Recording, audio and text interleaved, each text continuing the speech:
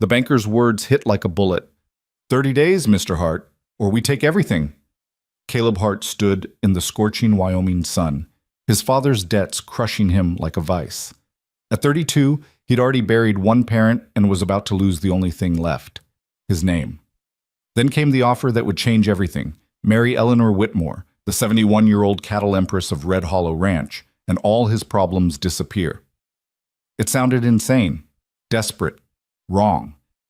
But as he stared at the foreclosure notice in his trembling hands, Caleb realized he was out of choices. Before we ride into this tale of survival, ambition, and unexpected honor, I invite you to stay with me until the very end. Drop a comment below telling me what city you're watching from. I love seeing how far these stories travel. And if this story grabs hold of you, hit that like button. Now, let's begin. The heat of August 1892 didn't just beat down on Teardrop Valley, it punished it. The sun hung like a brass coin in a bleached sky, baking the grasslands until they crackled underfoot. Dust devils spun across the open plain, carrying with them the smell of drought and dying hope. Caleb Hart sat on the splintered porch of what used to be his father's ranch house, watching his world come apart one piece at a time. The letter lay beside him, its edges already curling in the heat. He didn't need to read it again. The words were carved into his memory. Final notice. Payment due in full. 30 days. 30 days to come up with $3,000. 30 days to undo 5 years of his father's bad decisions, poor harvests, and worse luck. 30 days to save a legacy that was already half buried. Caleb ran his hand through dark hair matted with sweat and stared out at the land that had broken his father's back and would likely break his too. The Hart Ranch, if you could even call it that anymore, consisted of 140 acres of sun-scorched earth, a barn with a sagging roof, and exactly 17 head of cattle that weren't worth half what they'd cost to raise. His father had died 8 months ago, and Caleb had been drowning ever since. You gonna sit there all day feeling sorry for yourself, or you gonna do something about it? The voice came from behind him. Caleb didn't turn around. He knew who it was. Not much to do, Jimmy, Caleb said quietly, unless you got $3,000 hidden in your boot. Jimmy Kearns stepped out onto the porch, his weather-beaten face creased with concern. At 54, he'd worked for Caleb's father for nearly 20 years, staying on even when the wages stopped coming regular. He was the closest thing to family Caleb had left. I got about $16 in a pocket watch that don't work, Jimmy said, settling himself against the porch rail. But I got ears and I've been hearing things. Yeah? What kind of things? Jimmy pulled a plug of tobacco from his vest and bit off a piece. The kind that might save your hide, or ruin you completely. Hard to say which. Caleb finally looked up. I'm listening. Word is Eleanor Whitmore's looking for a husband. The statement hung in the air like something toxic. Caleb stared at Jimmy, waiting for the punchline, but the older man's expression remained dead serious. Eleanor Whitmore, Caleb repeated slowly. The Eleanor Whitmore who owns Red Hollow Ranch. The Eleanor Whitmore who's old enough to be my grandmother. That's the one. And she's looking for a husband. Yep. Caleb leaned back against the porch post, a bitter laugh escaping his throat. Well, that's the craziest damn thing I've heard all week. And considering my week, that's saying something. Jimmy worked the tobacco in his jaw, his eyes fixed on the horizon. Crazy don't make it untrue. Her attorney's been asking around quiet-like, looking for a particular kind of man. Someone young enough to manage a ranch. Someone desperate enough to consider an arrangement. Someone who needs money and ain't too proud to take it. The description landed like a punch. Caleb felt his face flush. I ain't that desperate. Ain't you? Jimmy's gaze cut to the foreclosure notice. You got another plan? Because from where I'm standing, 30 days ain't a lot of time to conjure $3,000 out of thin air. Caleb pushed to his feet, suddenly needing to move. He walked to the edge of the porch, staring out at land that had consumed his father's life and was now consuming his. The cattle moved slowly in the far pasture, phantoms in the heat shimmer. Even if what you're saying is true, and I'm not saying I believe it, why in hell would Eleanor Whitmore want to marry someone like me? She's the richest woman in 3 counties. She could have anyone. That's just it, Jimmy said. She don't want just anyone. She wants someone who'll do what needs doing without asking too many questions. Someone who'll take her name, manage her affairs, and keep the buzzards from picking her bones while she's still breathing. She's dying? That's the rumor. Got something eating her up from the inside. Doctors say maybe 6 months, maybe a year. Either way, she ain't got time to court some gentleman who'll spend the next decade trying to get his hands on her money through proper channels. She needs someone now, someone who'll sign papers, make it legal, and hold the fort. Caleb turned to face Jimmy fully. And in return? In return, your debts disappear. All of them. This place stays yours, and when she passes, and she will pass, you get Red Hollow. The word seemed impossible. Red Hollow Ranch was legendary in these parts. 70,000 acres of prime grazing land, 3,000 head of cattle, timber rights, water rights, and mineral claims that stretched into 2 territories. Eleanor Whitmore wasn't just rich, she was an empire unto herself. There's got to be a catch, Caleb said. Nobody gives away that kind of wealth to a stranger. Who said you'd be a stranger? You'd be her husband, legal and binding. Her attorneys made it clear this ain't some handshake deal. You marry her proper, take the Whitmore name if she asks, and you do right by her while she's alive. You honor the arrangement, she honors you with her legacy. Caleb felt something twist in his gut. It felt too much like surrender. Too much like giving up on doing things the honest way. His father had made a lot of mistakes, but he'd always stood on his own 2 feet. He'd never begged, never sold himself. But his father was dead, and Caleb was 30 days from losing everything. How do you know all this? Caleb asked quietly. Jimmy spat tobacco juice over the rail. Her attorney came to see me 3 days ago, asked about you specifically, asked if you were the kind of man who could be trusted, asked if you had honor beneath all that desperation. I told him you did. Maybe I was wrong. The reproach stung more than Caleb wanted to admit. He looked away, jaw tight. Where would I even go to hear this offer myself? Assuming I was interested, which I'm not saying I am. Whitmore's attorney keeps an office in town named Everett Shaw. He'll be there until 5 o'clock today. After that, he heads back to Red Hollow, and the offer goes with him. I suspect he's already found other candidates. Other candidates. Men willing to trade their pride for security. Men who would look at a 71-year-old dying woman and see nothing but dollar signs and land deeds. The thought made Caleb's stomach turn. I need to think about it, he said. 30 days, Caleb. That's what the bank gave you. But Shaw's only giving you until 5 o'clock today. Sometimes thinking too long is the same as choosing. By 3:30, Caleb found himself riding toward town, though he wasn't entirely sure when he'd made the decision. The horse beneath him was one of only 2 he had left, a roan mare named Duchess, who'd seen better days but still had heart. The 6-mile ride to Cooper's Bend gave him time to think, though thinking only seemed to make things worse. What kind of man married for money? The answer came quick and bitter. A desperate one. The town appeared on the horizon like a promise or a threat, depending on how you looked at it. Cooper's Bend wasn't much. A main street with a dozen buildings, a church at one end and a saloon at the other, everything important in between. Caleb tied Duchess to the rail outside Shaw's office, a narrow building wedged between the general store and the land office. For a long moment, he just stood there, hand on the door, knowing that opening it would change things. Maybe forever. He opened it anyway. The office was small and neat, smelling of paper and pipe tobacco. A man sat behind a mahogany desk that seemed too fine for the surroundings, his silver hair combed back, his suit immaculate despite the heat. He looked up as Caleb entered, and something like satisfaction crossed his face. "Mr. Hart," he said, rising. "I was beginning to think you wouldn't come." "How'd you know who I am?" "Because I make it my business to know." Everett Shaw gestured to a chair. "Please, sit. I assume James Kern delivered my message?" Caleb sat, feeling out of place in his dusty work clothes and sweat-stained shirt.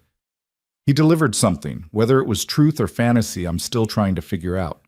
Shaw smiled thinly. "A healthy skepticism. Mrs. Whitmore will appreciate that. Let me be direct, Mr. Hart. My employer is facing a situation that requires an unconventional solution. She is 71 years old, in declining health, and the sole owner of one of the largest ranching operations in Wyoming Territory. She has no children, no close family, and more enemies than you can count. Men who are waiting for her to die so they can tear Red Hollow apart like wolves on a carcass. So why not sell? Take the money and live comfortable? Because Red Hollow isn't just land to Eleanor Whitmore. It's her life's work. Her late husband built it from nothing, and when he passed, she expanded it into something even greater. She'll be damned before she sees it carved up and sold to speculators and politicians. Shaw leaned forward, his eyes sharp. She needs a husband, Mr. Hart. Not for companionship, she's too practical for that. Not for romance, she's too old and too ill. She needs someone who can step into her world, learn quickly, and hold the line against those who would take advantage of her condition. In return, you receive financial security, the clearing of your debts, and ultimately, inheritance of the entire estate upon her death. Caleb felt his heart hammering. And what does she get? Time. Protection. Someone she can trust to carry her legacy forward. Mrs. Whitmore is a woman of exceptional intelligence and judgment. She doesn't make this offer lightly, but she knows the clock is ticking and she needs to act. Why me? She doesn't even know me. She knows enough. She knows you're young but not reckless. She knows you've worked hard to save your father's ranch despite impossible odds. She knows you haven't run from your debts or your responsibilities. She knows you're educated enough to read contracts and stubborn enough to see things through. Most importantly, she knows you're desperate enough to consider this offer seriously. The bluntness of it stung, but Caleb couldn't deny the truth. Shaw opened a drawer and withdrew a document, sliding it across the desk. This is the marriage contract. Read it carefully. Everything is spelled out in clear terms. You marry Mrs. Whitmore in a legal ceremony. You take up residence at Red Hollow and begin learning the operation of the ranch. You provide your name, your loyalty, and your best efforts to protect her interests. In return, all your debts are paid immediately. I have a bank draft already prepared. You receive a living stipend and full authority to act on her behalf in ranch business. Upon her death, the entire estate transfers to you, provided you've honored the terms. Caleb picked up the contract with shaking hands. The legal language was dense, but Shaw was right. It was clear. Every term, every obligation, every benefit laid out in black ink. How long does she have?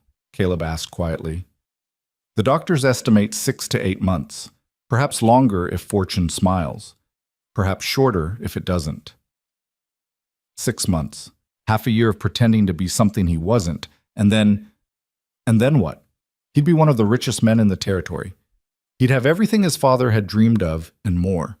But he'd have bought it with a lie. I need to meet her, Caleb said suddenly.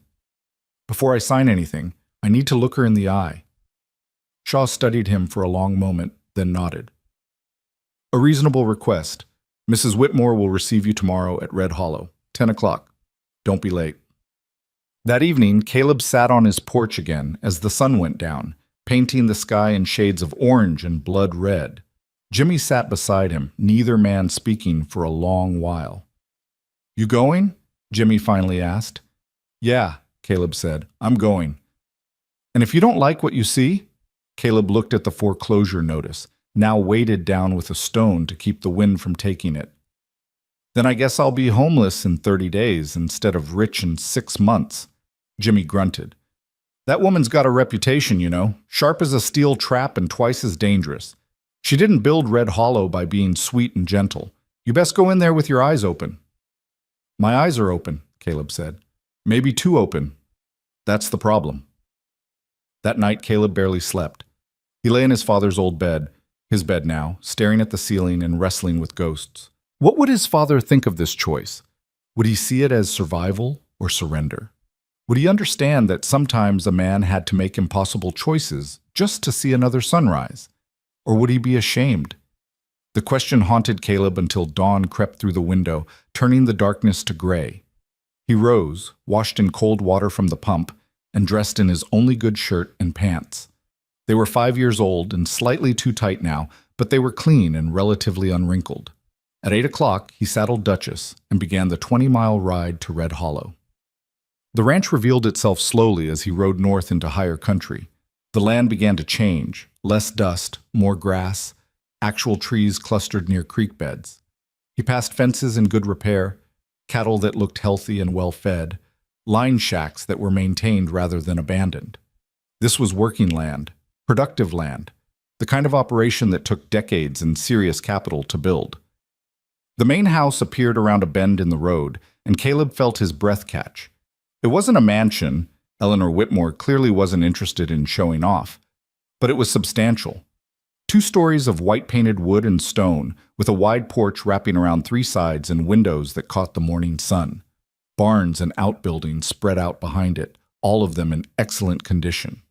Horses moved in a near pasture, and Caleb could see ranch hands working in the distance. This was Red Hollow. This was what he was being offered. His hands tightened on the reins. A man waited on the porch. Not Everett Shaw, but someone older, weathered, with the look of someone who'd been born to ranch work. He watched Caleb approach with neutral eyes. "Mr. Hart?" the man called as Caleb dismounted. "That's right. Name's Tom Breslin. I'm foreman here at Red Hollow. Mrs. Whitmore's expecting you. I'll take your horse." Caleb hesitated, then handed over Duchess's reins. Breslin gave the mare an appraising look. "She's got good lines," he said. "Needs better feeding, but good bones." It felt like a judgment on Caleb himself, but he let it pass. He climbed the porch steps, his boots sounding too loud on the painted wood. The front door opened before he could knock. Everett Shaw stood in the doorway, looking exactly as composed as he had the previous day. "Punctual," Shaw said with approval. "Come in, Mr. Hart. Mrs. Whitmore is in the study." The interior of the house was cooler, shadowed, and surprisingly modest. The furniture was fine but not ostentatious, the decorations minimal. This was a house meant for living and working, not impressing visitors. Shaw led him down a hallway to a door at the back of the house, knocked twice, then opened it. "Mr. Caleb Hart, ma'am," Shaw announced, then stepped aside. Caleb entered the study and got his first look at Eleanor Whitmore. She sat behind a large desk covered with ledgers and papers, her gray hair pulled back in a simple bun, her face lined with age and pain, but her eyes were ice blue and sharp as broken glass. She wore a high-collared dark dress, and despite the warmth of the day, a shawl lay across her shoulders. She was thin, far thinner than was healthy, and Caleb could see the shadow of illness in her pallor. But when she looked at him, there was nothing weak in that gaze. "Mr. Hart," she said, her voice surprisingly strong. "Thank you for coming." "Ma'am," Caleb said, removing his hat. "Sit down. We have a great deal to discuss, and I haven't the energy to waste on pleasantries." Caleb sat in the chair across from her desk, acutely aware of being evaluated. Eleanor Whitmore studied him in silence for a long moment, and he had the unsettling feeling that she was seeing straight through to his bones. "Everett tells me you read the contract," she said finally. "Yes, ma'am." "And do you understand it?" "I believe so. You need a husband in name, someone to manage the ranch and protect your interests. In return, my debts are cleared and I inherit when you pass." A crude summary, but accurate. She folded her hands on the desk. "What Everett may not have made clear is exactly what you're walking into. Red Hollow has enemies, Mr. Hart. Powerful ones. Men who've been waiting for me to die so they can seize water rights, mineral claims, and land that by all rights belongs to this ranch. They see a dying old woman and a stranger stepping into boots too big for him, and they'll test you at every turn. Some of those tests will be legal, others won't be." "I'm not afraid of hard work or hard men," Caleb said. "Bravery is admirable. Intelligence is more useful. If you take my name and my wealth, you'll need both." She paused, and something that might have been pain flickered across her face. Her hand moved to her side, pressing briefly, then returned to the desk. "I'm dying, Mr. Hart. The doctors use prettier words, but that's the truth of it. Cancer, they say. Started in one place, spread to others. I have perhaps 6 months of useful life left. Maybe 8 if I'm stubborn. After that, there will be pain and laudanum and the slow process of fading. I don't fear death. I've lived a full life. But I'll be damned if I let everything my husband and I built be torn apart by vultures." Her voice hardened on those last words, and Caleb saw in her something fierce and unbroken. "I need to know something before we go any further," Caleb said carefully. "Why not leave it to family? Surely you have cousins, nieces, someone with a blood claim." Eleanor's expression turned bitter. "I have exactly 3 living relatives, Mr. Hart. 2 nephews who've never worked a day in their lives and couldn't run a ranch if the instructions were carved into stone tablets. And a niece who's been married and divorced 3 times, each marriage ending with her taking a substantial settlement. They would sell Red Hollow before my body was cold. I won't allow it. And hiring a manager, someone with experience? I've considered it, but managers can be bought, intimidated, or driven off. A husband, a legal husband with ownership rights, that's different. That's a man with skin in the game. That's someone who has to protect Red Hollow because it becomes his. She leaned forward slightly, her eyes locked on his. I'm offering you a fortune, Mr. Hart, but I'm also offering you a burden.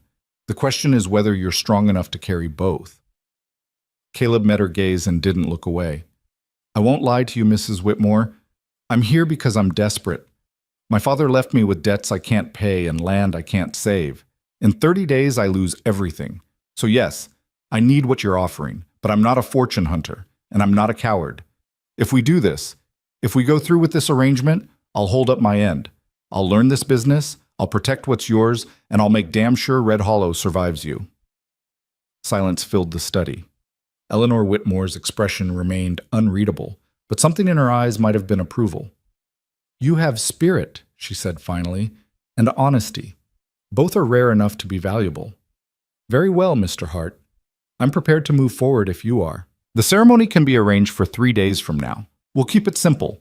A judge, the necessary witnesses, nothing more. Afterward, you move into Red Hollow immediately and begin learning the operation. I'll introduce you to my business contacts, my attorneys, and the ranch managers. You'll need to learn quickly because time is not our ally. 3 days. In 3 days, he would marry a woman old enough to be his grandmother. In 3 days, his entire life would change. Caleb thought of his father's grave, of the foreclosure notice, of the empty cattle pens and the sagging barn roof. He thought of 30 days turning into nothing. I accept, he said, his voice steady. I'll marry you, Mrs. Whitmore, and I'll see this through. Eleanor nodded once, sharp and definitive.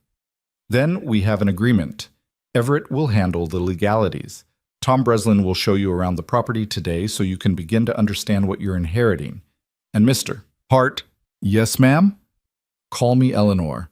We're about to become husband and wife. We may as well dispense with excessive formality. The rest of that day passed in a blur of information that Caleb's mind struggled to process. Tom Breslin proved to be a patient teacher, walking Caleb through the sprawling operation that was Red Hollow Ranch. They rode through pastures where cattle grazed in organized herds. They inspected barns filled with equipment that would have cost more than Caleb's entire ranch twice over. They visited line shacks where seasonal workers stayed during calving season. They examined water sources, natural springs and dug wells that Eleanor's husband had secured through careful negotiation and occasional legal warfare.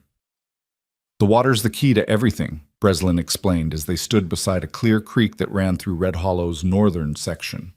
Control the water, control the land. There are men who'd kill to get their hands on these water rights, and I ain't speaking poetically. Eleanor mentioned enemies, Caleb said. Breslin spat into the creek. The biggest is Garrett Cole. He owns the Triple Star Ranch to the east. Big operation, but his water sources are unreliable. Been trying to negotiate access to our springs for years. Eleanor's always refused. She knew giving Cole an inch would lead to him taking a mile. What's Cole like? Rich, ambitious, and not particular about how he gets what he wants. He's got politicians in his pocket and enough money to tie up anyone in court for years. When he hears about you marrying Eleanor, he'll come sniffing around, guaranteed. He'll test you, see if you're as strong as she is. They rode on, and Breslin pointed out property boundaries, timber stands, and mineral claims that Eleanor had accumulated over 40 years of shrewd business dealings. She's a hell of a woman, Breslin said at one point. Best boss I ever had. Fair, tough, and smart as they come. But she's also dying, and everyone knows it. The vultures are already circling. Including you? Caleb asked bluntly. Breslin turned in his saddle, his face hardening. I've worked for Eleanor Whitmore for 22 years. She trusted me when I had nothing, made me foreman when others would have passed me over. I owe her everything I got, and I'll defend Red Hollow until my last breath.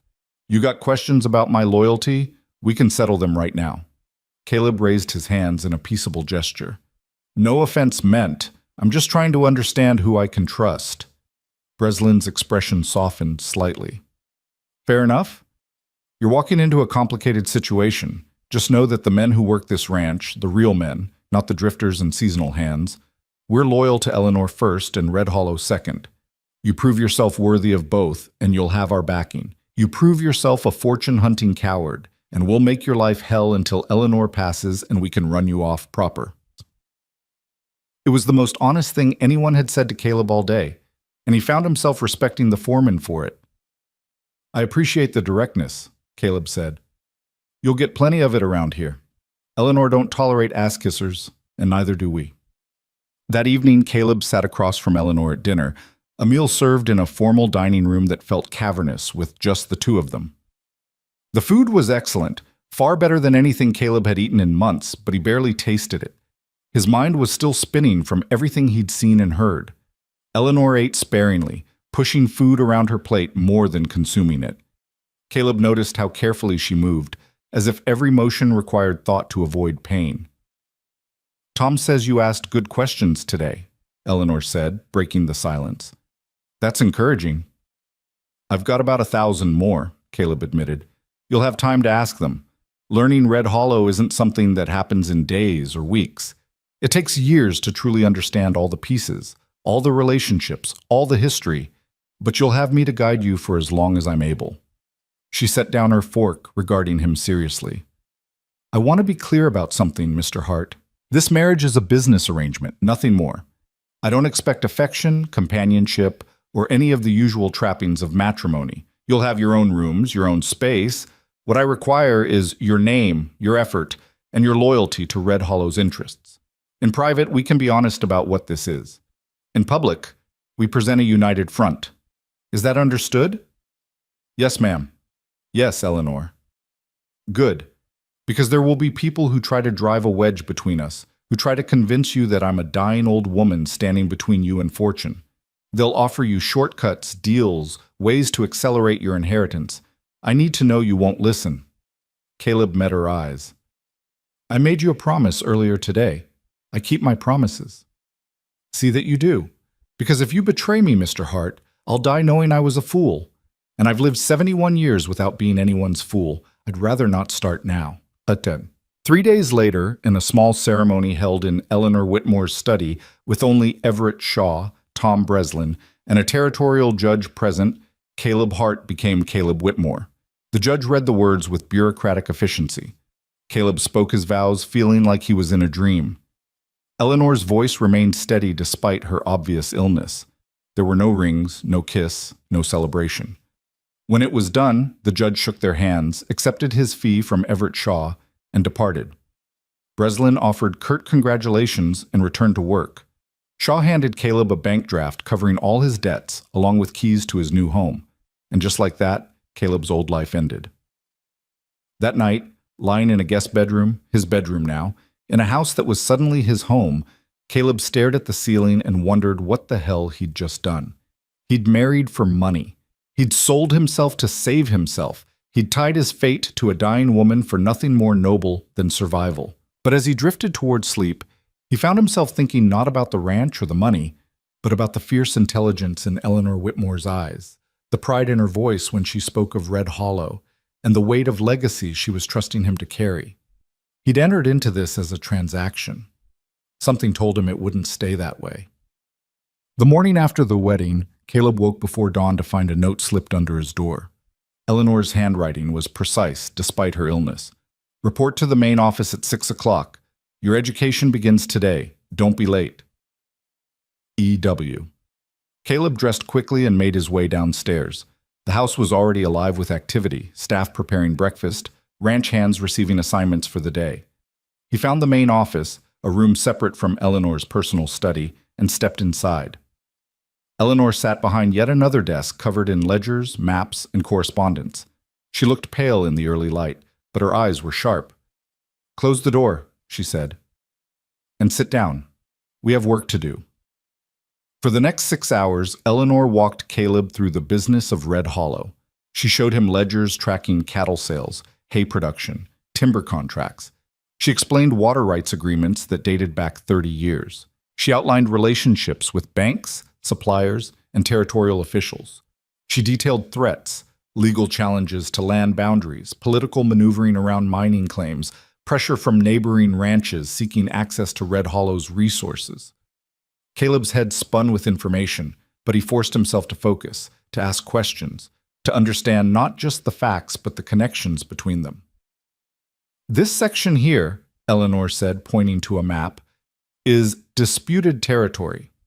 My late husband claimed it through a mining operation in 1867, but there's another claim filed in 1865 that may supersede ours. It's been tied up in territorial court for years. If we lose that claim, we lose access to copper deposits worth potentially hundreds of thousands of dollars. Who filed the earlier claim?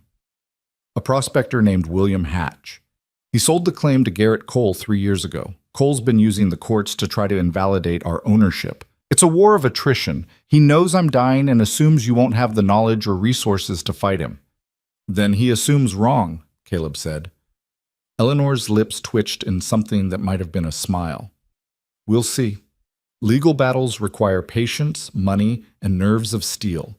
I hope you have all three. They worked through lunch, Eleanor barely eating while continuing to explain the intricacies of ranch management and the political landscape Caleb was now part of. By mid-afternoon, she was visibly exhausted, her face drawn with pain. That's enough for today, she said, closing the ledger in front of her. You've absorbed about as much as a human mind can handle. We'll continue tomorrow. Are you all right? Caleb asked, seeing how she gripped the edge of the desk. I'm dying, Mr. Whitmore. I'm not all right, but I'll manage. The medication helps, when I can tolerate it. She stood slowly, and Caleb instinctively moved to help her. She waved him off. I can still walk on my own, thank you. Save your gallantry for when I truly need it. But as she moved past him toward the door, Caleb saw her stumble slightly. This time he didn't ask. He simply caught her elbow, steadying her. For a moment he thought she'd snap at him again. Instead, she allowed the support, leaning on his arm just enough to regain her balance. Thank you, she said quietly. It was the first crack in her armor he'd seen, and it made her suddenly, painfully human. Beats. The days that followed established a pattern. Mornings were spent in the office with Eleanor, learning the business. Afternoons, Caleb rode out with Tom Breslin or other ranch hands, learning the land itself, where the best grazing was, where water sources ran year-round, where boundaries needed defending. Evenings, he studied contracts and correspondence late into the night, trying to memorize names, numbers, and relationships that would matter in the months to come. It was exhausting, overwhelming, and nothing like the simple ranch work he'd known all his life. On the 5th day after the wedding, Caleb's education took a different turn. We have visitors coming this afternoon, Eleanor announced that morning. 3 men representing various business interests. They're ostensibly here to pay their respects to my new husband. In reality, they're here to size you up and see if you're worth taking seriously.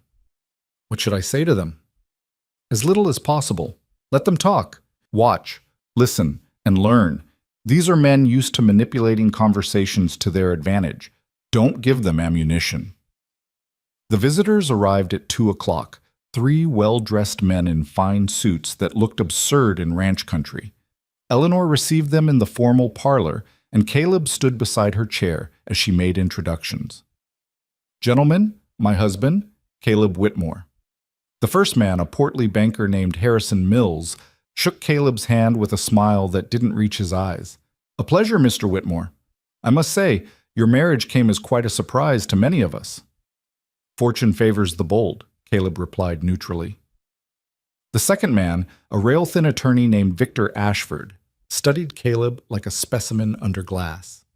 Indeed, I'm sure you're aware that Mrs. Whitmore's various business interests require careful management.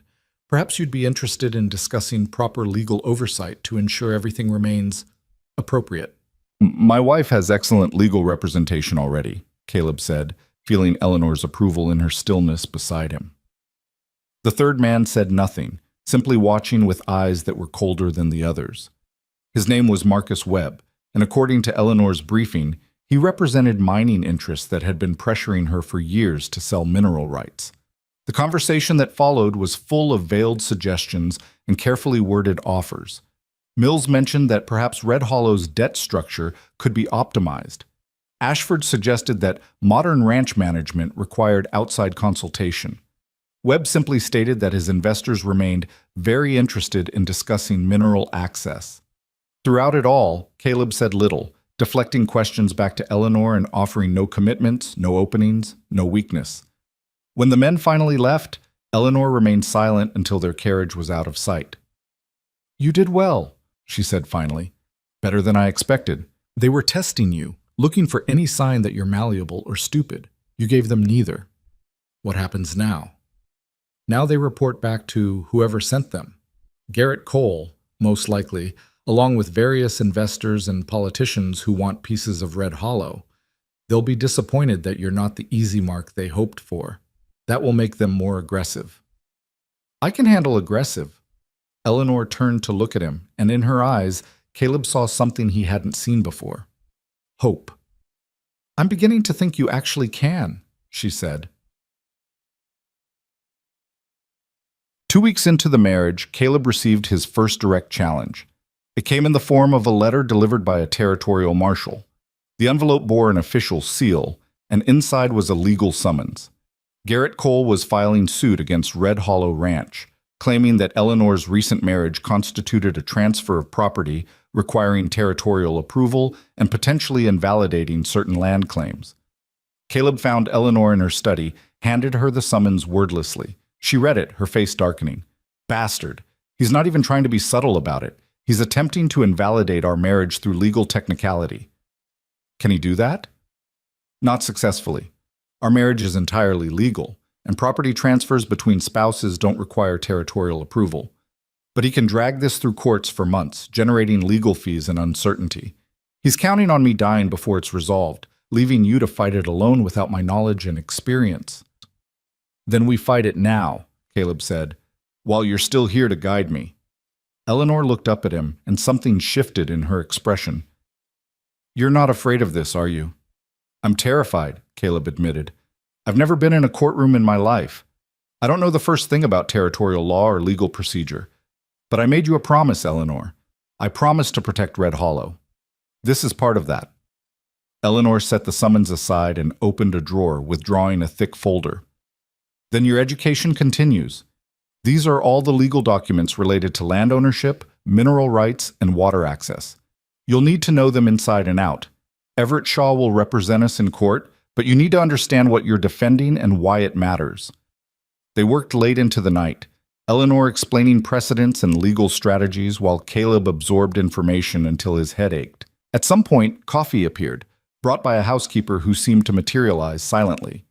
At another point, Eleanor's medication was delivered, and Caleb watched her swallow pills with water, her hand shaking slightly. Near midnight, she finally closed the last folder. "Enough," she said. "You need rest, and so do I. Court isn't for another 3 weeks. We'll prepare every day until then." Caleb stood to leave, then hesitated. "Eleanor, can I ask you something personal?" She raised an eyebrow. "You can ask. I may not answer." "Why Red Hollow? What makes it worth all this fighting, all this effort? It's land. In the end, it's just land." For a long moment, Eleanor didn't respond. Then she stood slowly and moved to the window, looking out at darkness that hid thousands of acres of rangeland. "My husband and I came here with nothing," she said quietly. "We built Red Hollow acre by acre, year by year.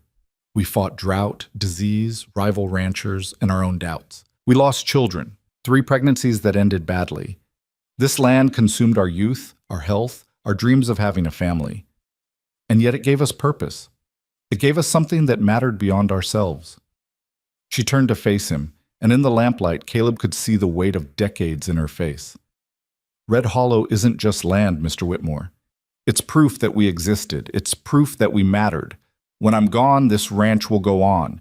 The cattle will still graze these pastures. The water will still flow through these creeks. And somewhere in all of that, my husband and I will still exist. That's worth fighting for." Caleb felt something catch in his throat. He'd entered this arrangement for survival, for money, for escape from debt. But Eleanor had given her entire life to Red Hollow, not for wealth, but for legacy. "I'll fight for it," he said. "I promise you, Eleanor. I'll fight for it. See that you do, because very soon it'll be all you have left of me." The weeks continued to pass in a blur of learning, preparation, and growing understanding. Caleb discovered that Eleanor Whitmore was not just a rancher, but a strategist of the highest order. Every decision she'd made over 40 years had been calculated to strengthen Red Hollow's position, protect its resources, and ensure its survival. She showed him hidden valleys where cattle could winter safely. She explained relationships with native tribes that allowed safe passage through certain territories. She revealed financial reserves carefully maintained for emergencies. She taught him to read men's intentions in their words and silences, and slowly, without either of them quite acknowledging it, their relationship began to shift. What had started as a cold business arrangement warmed into something resembling partnership.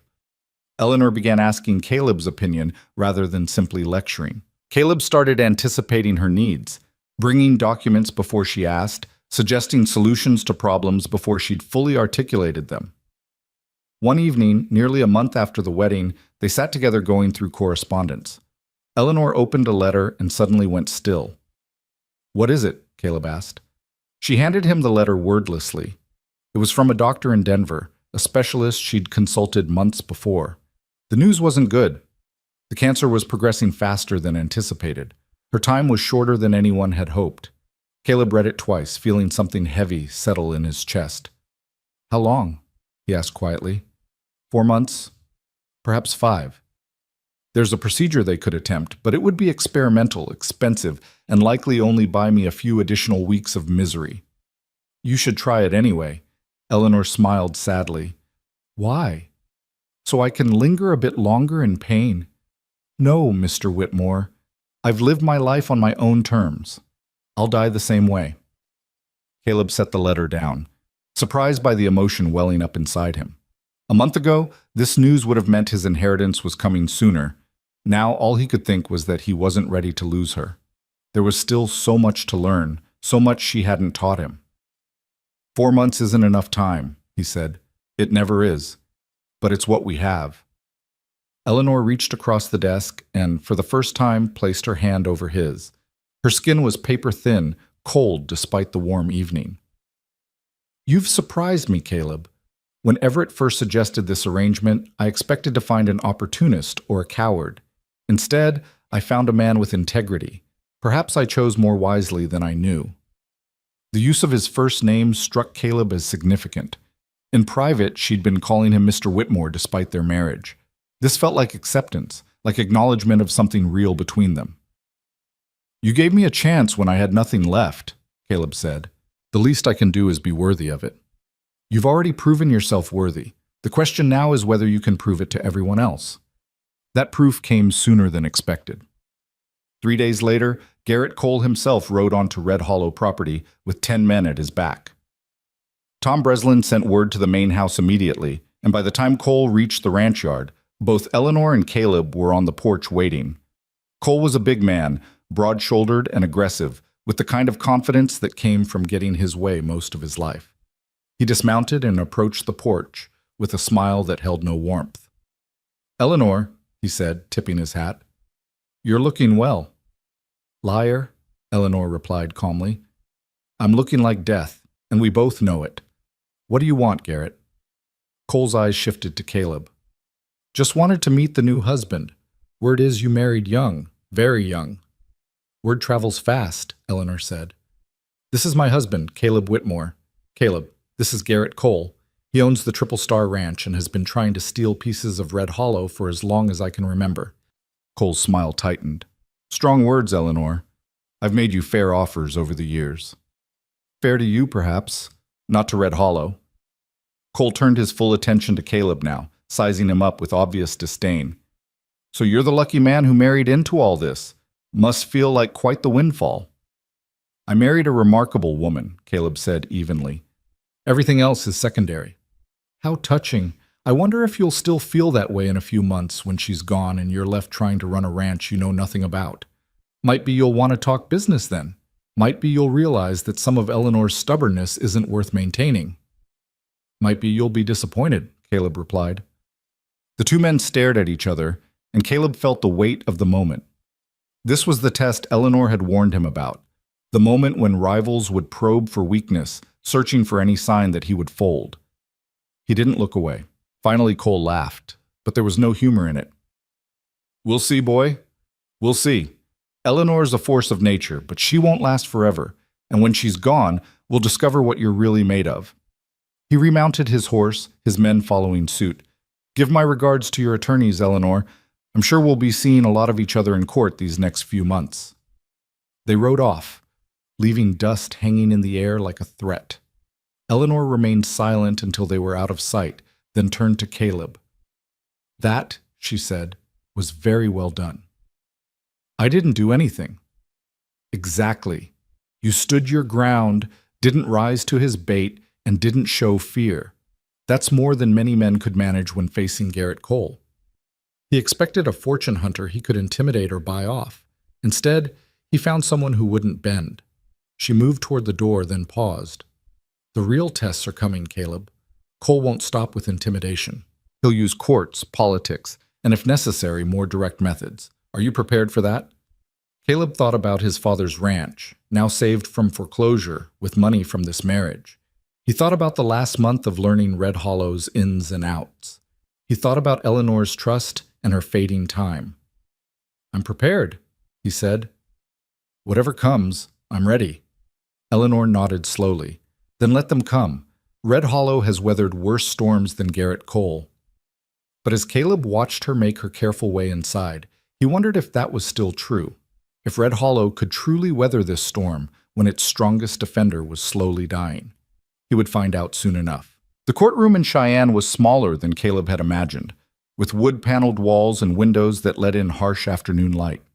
He sat beside Eleanor at the defendant's table, acutely aware of the eyes on them, journalists, curious spectators, and most notably Garrett Cole seated across the aisle with his attorney, a sharp-featured man named Theodore Kincaid, who had a reputation for winning cases through intimidation and technicalities. Everett Shaw sat on Eleanor's other side, his silver hair neatly combed, his posture relaxed despite the gravity of the proceedings.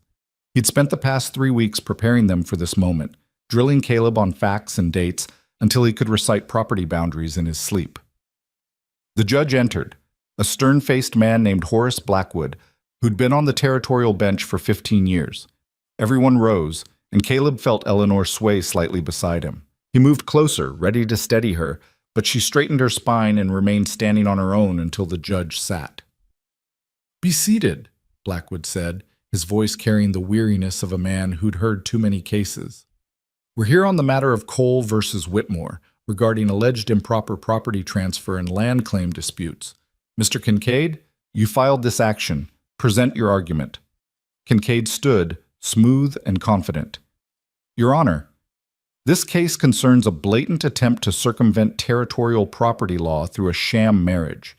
Mrs. Eleanor Whitmore, knowing she is terminally ill, married a man 40 years her junior for the sole purpose of transferring valuable land and mineral rights without proper territorial approval. This marriage is not legitimate in spirit or intent. It is a legal fiction designed to defraud legitimate claimants of property that should rightfully be subject to probate review."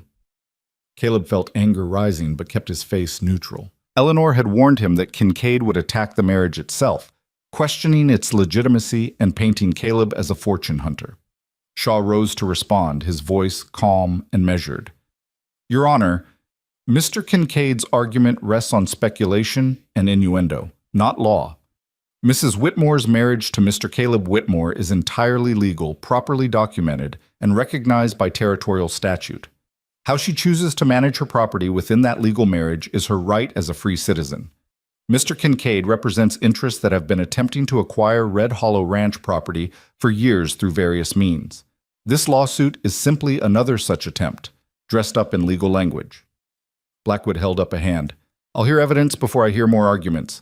Mr. Kincaid, call your first witness." What followed was 3 hours of testimony designed to paint Eleanor as a dying woman being manipulated and Caleb as an opportunist. Cole himself took the stand, speaking in measured tones about his concern for his neighbor's welfare and his suspicion that Eleanor wasn't of sound mind when she married. "I've known Eleanor Whitmore for 20 years, Cole said, his voice dripping false sympathy. "She's always been sharp as a tack, but in recent months I've noticed changes. Forgetfulness, poor judgment. It concerns me that someone might be taking advantage of her vulnerable condition." Shaw cross-examined aggressively. "Mr. Cole, isn't it true that you've made multiple offers to purchase Red Hollow property over the years?" "I've made fair business offers, yes." "And Mrs. Whitmore refused them all?" "She did." "And isn't it also true that you filed a mining claim challenging Red Hollow's mineral rights just 6 months ago?" Cole's jaw tightened. "That claim is based on legitimate documentation from 1865. Documentation you purchased from a third party, specifically to challenge Mrs. Whitmore's ownership?" "I purchased a valid claim." "So your concern for Mrs. Whitmore's welfare coincides conveniently with your desire to acquire her property?" "Objection," Kincaid said sharply. "Argumentative."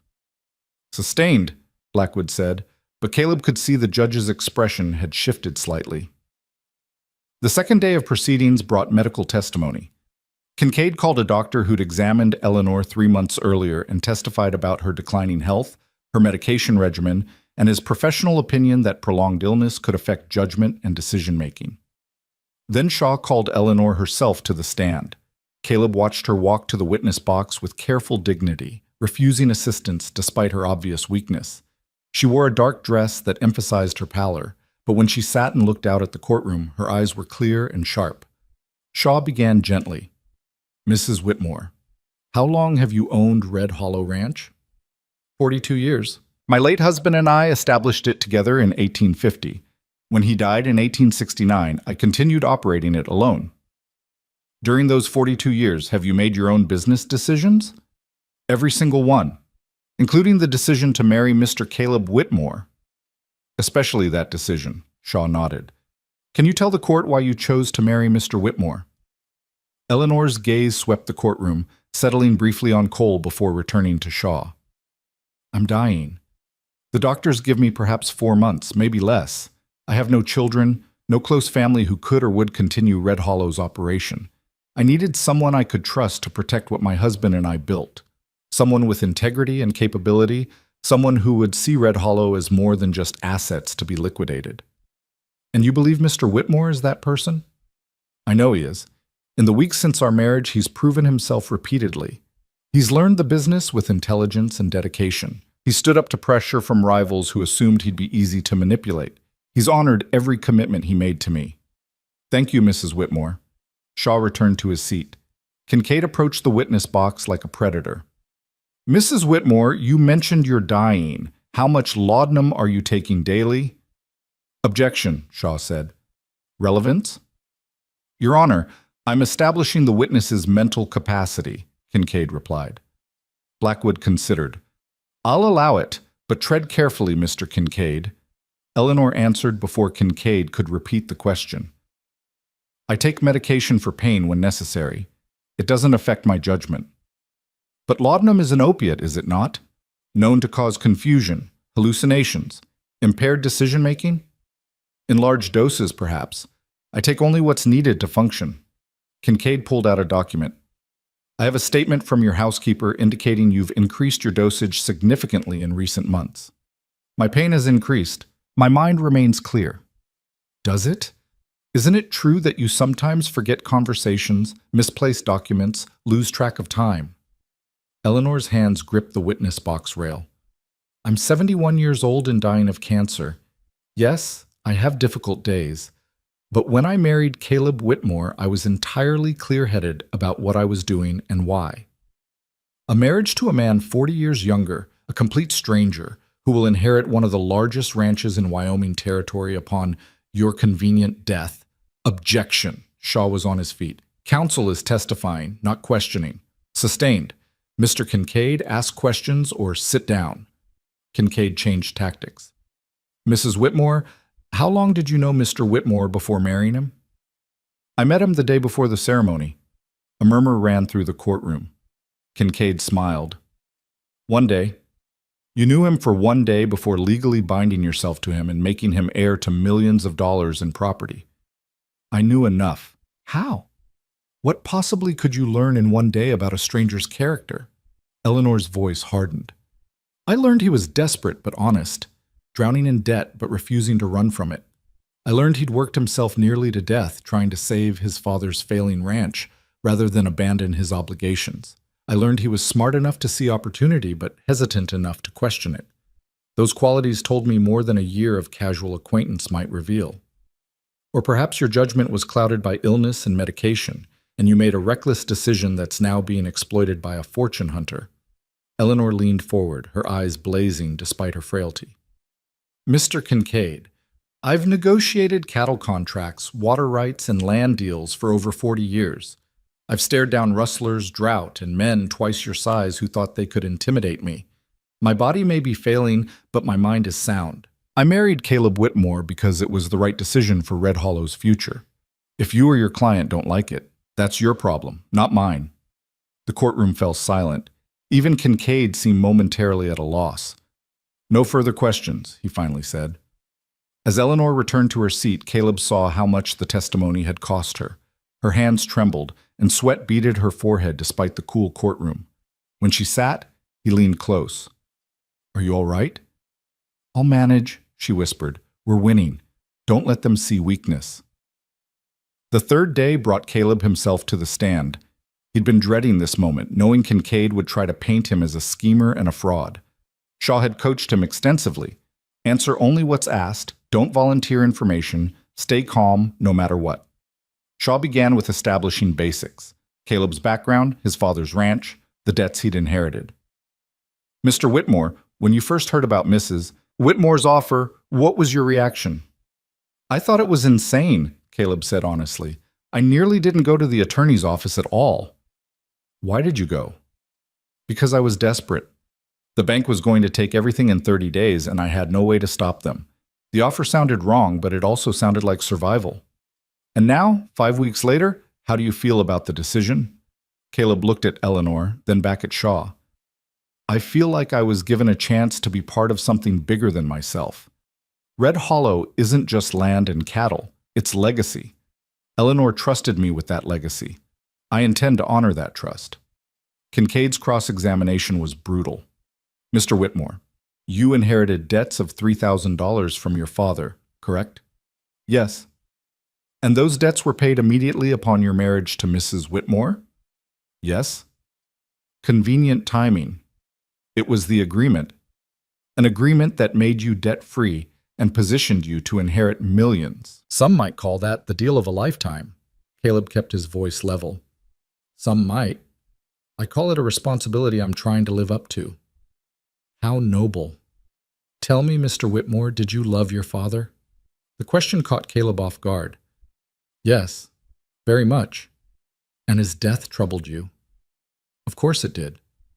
So much that you were willing to marry a dying woman old enough to be your grandmother to escape the debts he left you.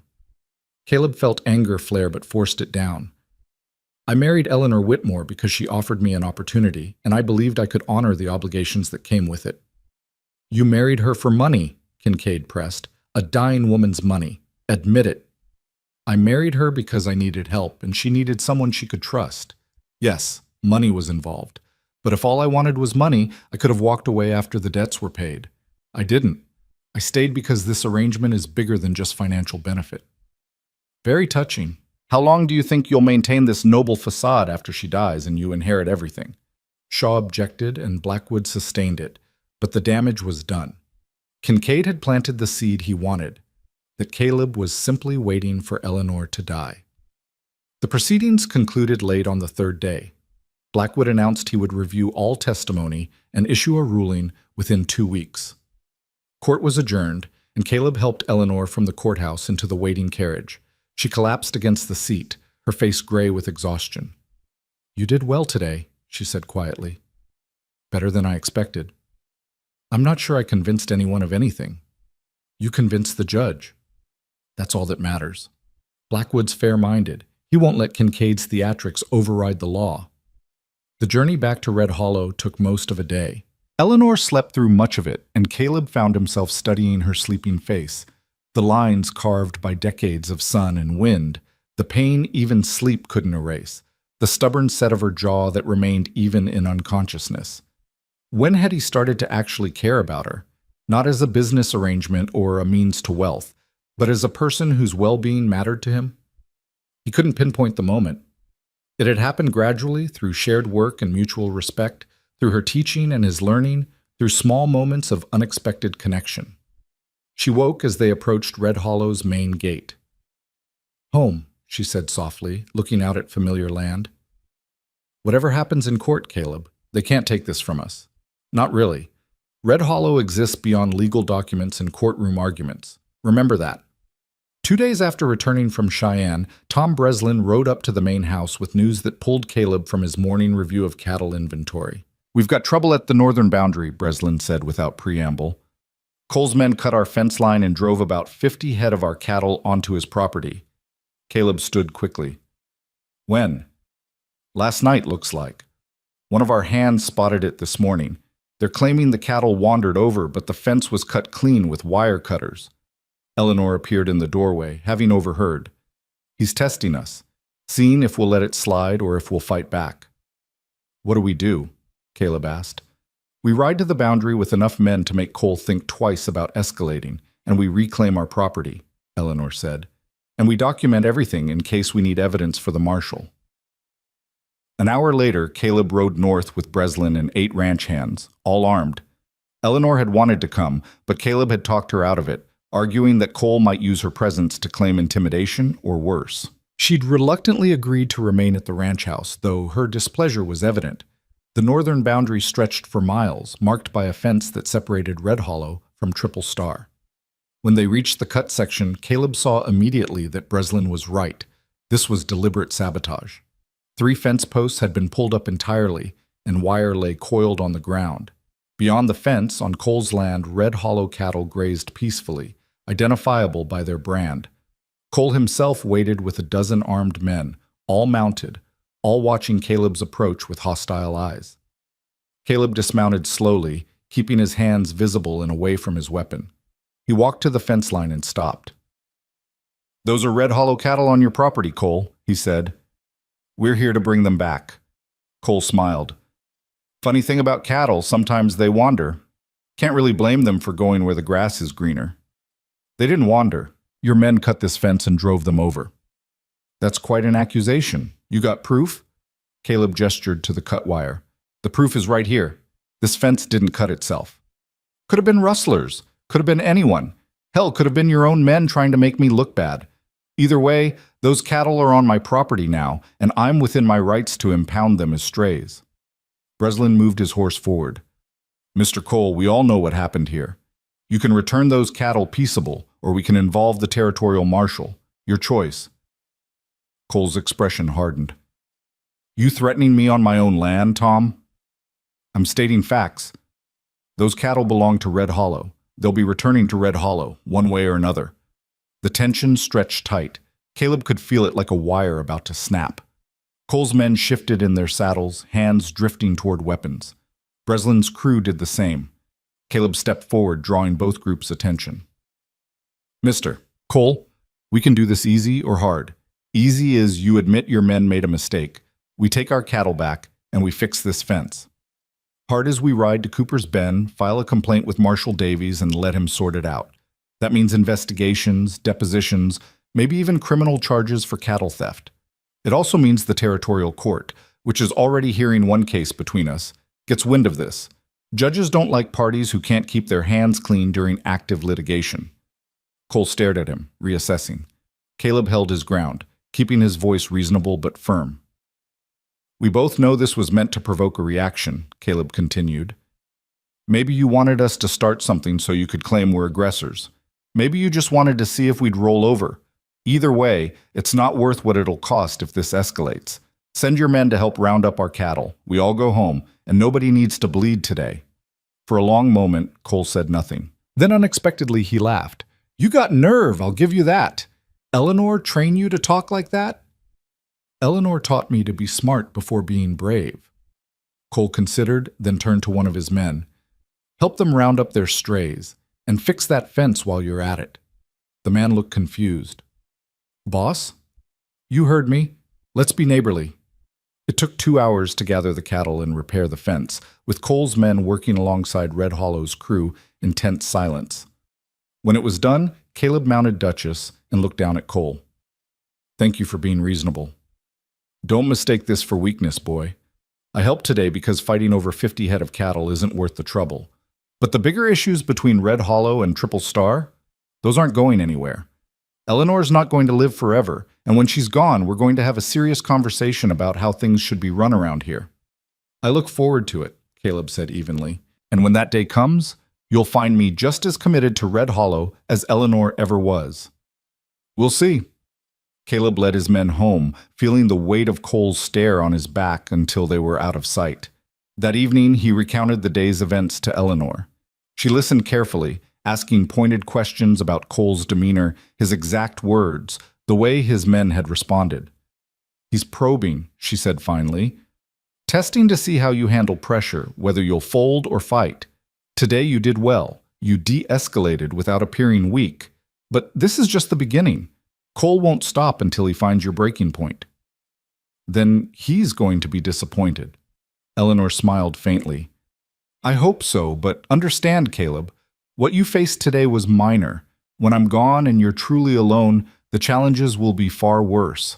Men like Cole will see you as an outsider, a pretender who lucked into wealth he doesn't deserve. They'll push harder, probe deeper, looking for any weakness. Then I'll have to make sure they don't find one." She reached across the table and placed her hand over his, a gesture that had become more frequent in recent weeks. "You're not the same man who walked into Everett Shaw's office 6 weeks ago. You've grown into this role faster than I anticipated. I'm proud of what you're becoming." The words touched something deep in Caleb. His own father had rarely offered praise, too consumed by his own struggles. Hearing it from Eleanor carried unexpected weight. "I'm trying to be worthy of your trust." "You already are." The next morning brought unexpected visitors, not rivals or antagonists, but potential allies. 2 ranchers from neighboring properties arrived seeking an audience with Eleanor. She received them in the formal parlor, and at her nod, Caleb joined the meeting. The first rancher, a weathered man named Samuel Porter, spoke carefully. "Mrs. Whitmore, we've heard about Cole's lawsuit and his fence-cutting incident yesterday. We wanted you to know that some of us are watching what's happening, and we don't like it." The second rancher, a younger man named Daniel Cross, nodded agreement. "Cole's been pressuring smaller operations for years, trying to consolidate power. Most of us have refused to sell, but we're worried about what happens when—" He stopped, realizing what he was about to say. "When I die," Eleanor finished calmly. "You can say it, Mr. Cross. We're all thinking it." Cross looked uncomfortable, but continued. "Yes, ma'am. We're concerned that Cole will use the transition period to make aggressive moves. He's got capital and political connections we don't have. If he can break Red Hollow, he can break any of us." Eleanor studied both men. "What exactly are you proposing?" Porter leaned forward.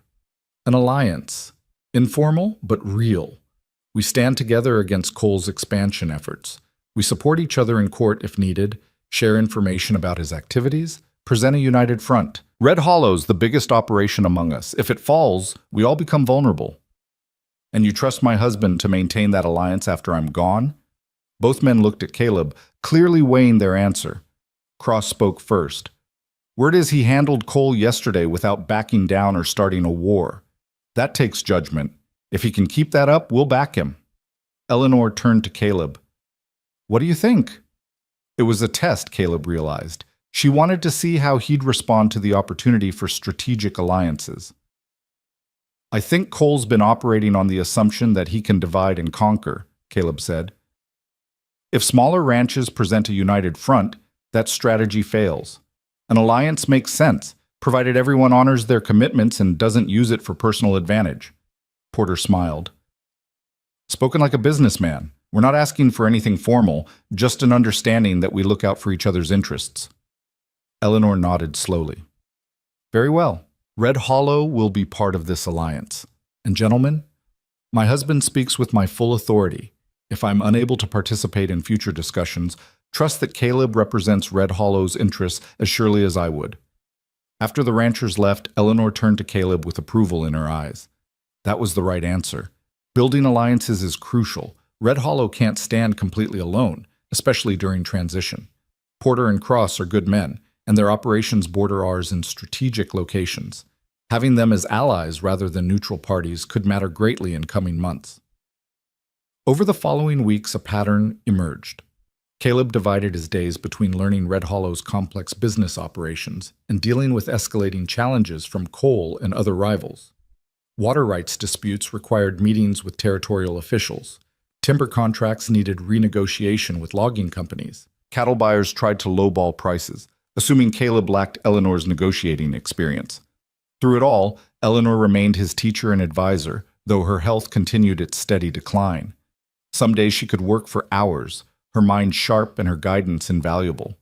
Other days, pain kept her confined to her room, dependent on medication that left her foggy and distant. On those difficult days, Caleb found himself sitting with her, reading correspondence aloud, or simply keeping her company. Their conversations ranged from business matters to more personal territory. Her memories of building Red Hollow with her husband, her regrets about the children she'd lost, her fears about what would happen to the ranch after she was gone. "Tell me about your father," she said one evening as they sat in her study, the sun setting beyond the windows. Caleb looked up from the ledger he'd been reviewing. "What do you want to know?" "What kind of man was he? You've mentioned his debts and his failures, but there must have been more to him than that." Caleb set the ledger aside, thinking. He was stubborn, probably too stubborn for his own good. He had this vision of building something that would outlast him, a legacy for future generations. But he didn't have the capital or the luck to make it work. Every time he got ahead, something would knock him back. Drought, disease, market crashes. He kept fighting anyway, right up until the end. "He sounds like a rancher," Eleanor said softly. "We're all stubborn fools fighting against odds that would make smarter people quit. But we can't help it. The land gets into your blood." "Did you ever regret it? Choosing this life?" Eleanor was quiet for a long moment. "I regret the children I lost.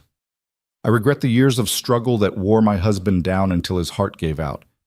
I regret the loneliness of being the last Whitmore standing. But the ranch itself? No. Red Hollow gave me purpose. It gave me something to build and protect. Without it, I would have been just another widow waiting to die.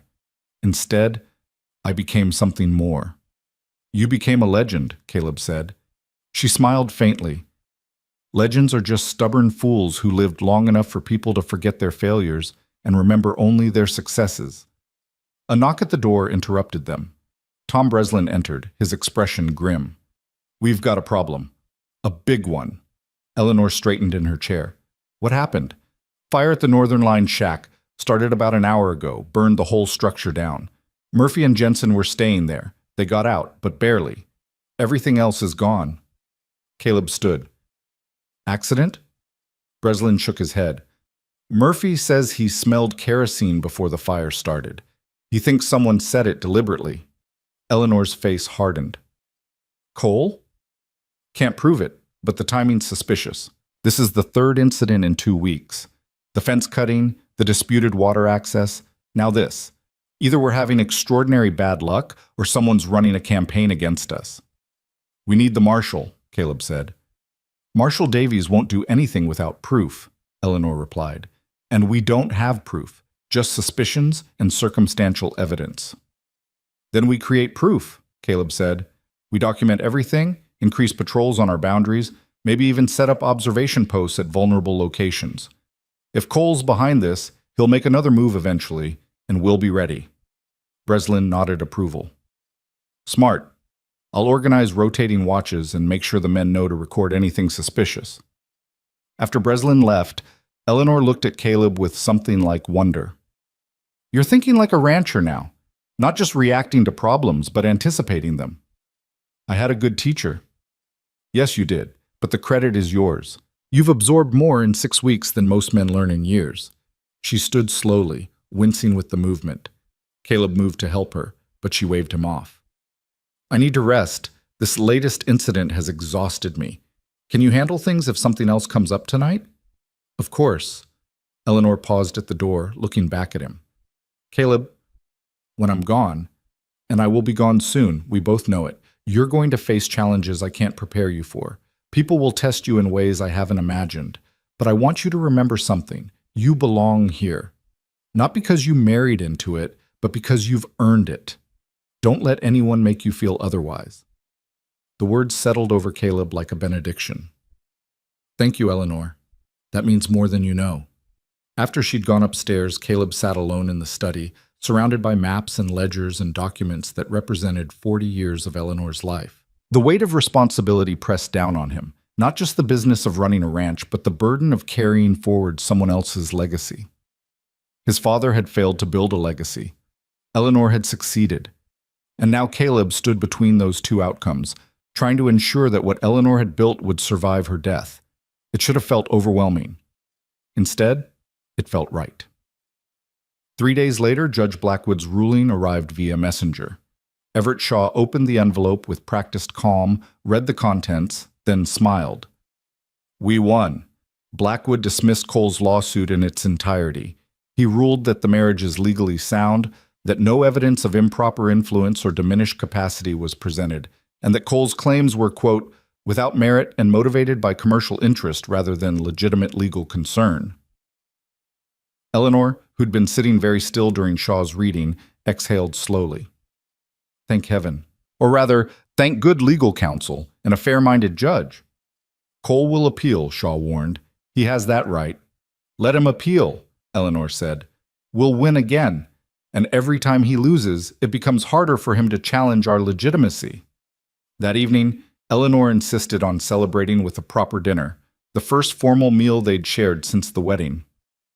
She dressed in her finest gown despite her weakness, and Caleb wore his best suit. They dined in the formal dining room with good wine and the kind of food Eleanor normally dismissed as unnecessary extravagance.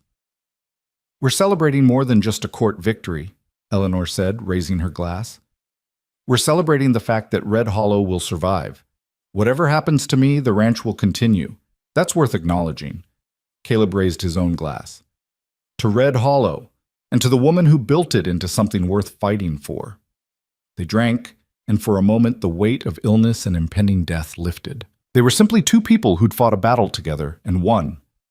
But later that night, Caleb woke to sounds of distress from Eleanor's room. He rushed down the hall in his nightclothes and found her doubled over in her bed, her face contorted with pain. Get Breslin, she gasped. Tell him to ride for the doctor. Now. Caleb ran, rousing the foreman and sending him racing toward town. Then he returned to Eleanor's room and sat beside her bed, helpless in the face of her suffering. The medication, she managed. In the cabinet, 2 spoonfuls. He found the laudanum and measured it carefully, helping her drink it. Gradually, the pain seemed to ease, though it left her pale and shaking. This is what's coming, she said quietly. More of this, more often, until the pain becomes constant and the medicine stops working. I wanted you to see it, Caleb. I wanted you to understand what you'll be watching in the months ahead. I'm not going anywhere, he said firmly. Whatever comes, I'll be here. Eleanor's hand found his and gripped it with surprising strength. I know. That's why I chose you. The doctor arrived near dawn, examined Eleanor, and confirmed what they already knew. The cancer was progressing, the pain would worsen, and time was running short. Perhaps 3 months, the doctor said quietly to Caleb outside Eleanor's room. Maybe less. The decline will accelerate from here. Keep her comfortable, don't let her overexert herself, and prepare yourself for what's coming. Caleb thanked him and returned to Eleanor's room. She was sleeping now, the laudanum having finally pulled her under. He sat in a chair beside her bed and watched her breathe, this fierce woman who'd entrusted him with everything she'd built. Somewhere in the transition from business arrangement to real partnership, Caleb realized he'd stopped thinking about Eleanor as a means to wealth and started caring about her as a person. Her pain hurt him. Her fear for Red Hollow's future had become his fear. Her legacy had become his responsibility, not because of contracts or inheritance, but because it mattered to her, and she mattered to him. When had that happened? When had this become real? He couldn't say. But sitting there in the pre-dawn darkness, watching over a dying woman who'd given him purpose, Caleb understood that he'd become exactly what Eleanor had needed him to be. not a fortune hunter or an opportunist, but a guardian of something precious. And when the time came, when Eleanor finally succumbed to the illness consuming her, Caleb would face whatever challenges followed not as an inheritor seeking to claim his prize, but as a protector determined to honor the woman who'd believed in him when no one else would. The morning after Eleanor's collapse brought a cold clarity to Caleb's understanding of how little time remained. She emerged from her room pale and diminished, moving with the careful deliberation of someone navigating a body that had become treacherous terrain. At breakfast, she picked at her food while reviewing a stack of documents that Everett Shaw had delivered the previous evening. Water rights, she said without preamble, sliding a legal notice across the table to Caleb. There's a consortium of investors filing claims on the Sweetwater Creek access. They're arguing that Red Hollow's usage exceeds historical precedent and that surplus water should be available for public allocation. Caleb studied the document, recognizing several names attached to the filing. One of them was Garrett Cole. This is the consortium you mentioned before, the one trying to manipulate water access? The very same. They've been quiet for months, waiting for the right moment to strike. My illness and our legal battles gave them the opening they needed. They think we're distracted, weakened. They're moving now because they believe we can't mount an effective defense. Can we? Eleanor's smile was thin and sharp. That depends entirely on you. I can advise, but I don't have the strength to fight this battle personally. You'll need to travel to Cheyenne, meet with our water rights attorney, and prepare our response. The hearing is in 2 weeks. 2 weeks? That's barely enough time, which is precisely their strategy. They filed at the last possible moment to minimize our preparation time. But we have advantages they don't know about. There are historical documents, original survey maps and water usage records, stored in a bank vault in Cheyenne. Your grandfather-in-law was meticulous about documentation. Those records will prove our historical water claims are legitimate and that the consortium's arguments are fabricated. She paused, pressing her hand briefly to her side, a gesture Caleb had learned signaled pain. There's something else you need to know, Eleanor continued. About 3 miles northeast of here, there's a valley we call Hidden Springs. It's not marked on any public maps, and very few people know it exists. My late husband discovered it while tracking strayed cattle in 1863. It's a box canyon with natural springs that feed into Sweetwater Creek. The consortium doesn't know about Hidden Springs because we've kept it off all official documentation. Why? Because water is power in this territory, Caleb. If word got out about an undocumented water source on Red Hollow land, every rancher, farmer, and speculator within 100 miles would find a way to claim they have rights to it. We've protected that knowledge for nearly 30 years. But if it would help our case, it might, or it might open a door we can never close again. I need you to ride out there, see it for yourself, and make a judgment call about whether revealing its existence would help or hurt us. I trust your instincts now. The weight of that trust settled over Caleb like a mantle. 2 months ago, he'd been a desperate man drowning in his father's debts. Now, Eleanor Whitmore, a woman who'd built an empire through shrewdness and careful planning, was trusting him to make decisions that could determine Red Hollow's future. I'll ride out this morning, he said, and I'll leave for Cheyenne tomorrow if that's what's needed. It is. Tom Breslin can manage the ranch while you're gone. Take Jimmy Kern with you to Hidden Springs. He's one of the few people who knows about it, and he can help you understand what you're looking at. After breakfast, Caleb found Jimmy in the barn, mending tack with the patience of someone who'd been doing such work for decades. Eleanor says you know about Hidden Springs, Caleb said. Jimmy looked up, his weathered face unreadable. I do. Been there maybe half a dozen times in 20 years. It's a special place. Sacred, almost. You going out there? Eleanor wants me to see it, decide if we should use it as evidence in the water rights case. Jimmy set aside the bridle he'd been working on and stood. Then we best get riding. It's a few hours out and the trail's not easy if you don't know where you're going. They rode northeast under a sky that promised rain, passing through sections of Red Hollow that Caleb had never seen. The land gradually rose into rocky country where pine trees replaced grassland and the air carried the scent of high elevation and approaching weather. Jimmy led the way with the confidence of someone following a path worn into memory rather than marked on the ground. They crossed 3 ridgelines and descended into a narrow canyon where a stream ran clear and cold over smooth stones. The canyon forks up ahead, Jimmy said. Most people would take the wider branch to the left. That's what the cattle do when they wander up here. But the right fork, that's the one that matters. The right fork narrowed until two riders could barely pass side by side, the walls rising sheer on both sides. It felt like entering a secret passage, hidden from the world. Then the canyon opened suddenly into a valley perhaps 200 yards across, surrounded by cliffs on three sides and accessible only through the narrow entrance they'd just traversed. Springs bubbled up from multiple points in the valley floor, creating pools of crystalline water that fed a stream running through the center. Grass grew thick and green even in late summer. Trees clustered near the water sources, providing shade and shelter. It was, Caleb realized, a perfect hidden sanctuary. "My God," he breathed. "Yeah," Jimmy said quietly. "It has that effect on people. Eleanor's husband found it by accident, like I said. He was tracking strays and nearly missed the entrance entirely. But once he saw it, he understood what it meant. This valley could water thousands of head of cattle, even in the worst drought. It's insurance against disaster." Caleb dismounted and walked to the nearest spring, kneeling beside water so clear he could see every pebble on the bottom. He cupped his hands and drank. It was cold and pure, tasting faintly of minerals. "Does the water from here connect to Sweetwater Creek?" he asked. "Eventually, the stream you see here runs underground for about a mile, then emerges as one of the tributaries feeding into Sweetwater. That's why Hidden Springs matters for the water rights case. This is technically the source of a significant portion of the water the consortium is claiming we're overusing." Caleb stood, looking around the valley with new understanding. "If we reveal this place in court, we prove that our water usage is supported by a private source on our land. The consortium can't claim we're taking more than our share if we can demonstrate the water originates here." "True. But once it's revealed, it becomes public knowledge. Other ranchers will want access. Politicians will talk about public resources and shared water rights. Eleanor kept this secret for 3 decades because she knew that some advantages are only valuable as long as they remain hidden." Caleb walked the perimeter of the valley, thinking. The springs bubbled peacefully, indifferent to human concerns about ownership and legal rights. Birds called from the trees. The wind moved through the grass like breathing.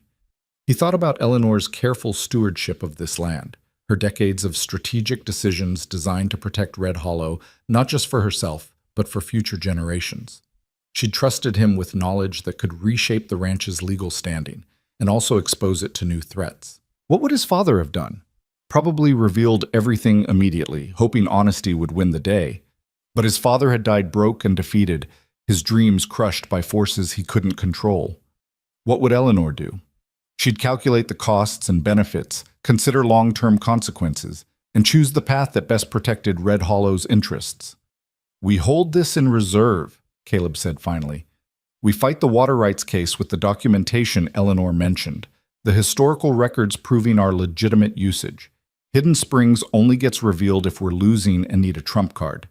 Even then, we present it carefully, emphasizing that it's a private water source on private land, not subject to consortium claims." Jimmy nodded slowly. "That's smart. That's what Eleanor would do." "I hope so, because if I'm wrong, I might be throwing away our best advantage. Or you might be protecting it for when it's truly needed. Time will tell which." They remained in the valley for another hour, and during that time Jimmy told Caleb something he hadn't known, something that cast Hidden Springs in a different, sadder light. "This is where Eleanor lost her last baby," Jimmy said quietly, standing beside one of the larger pools.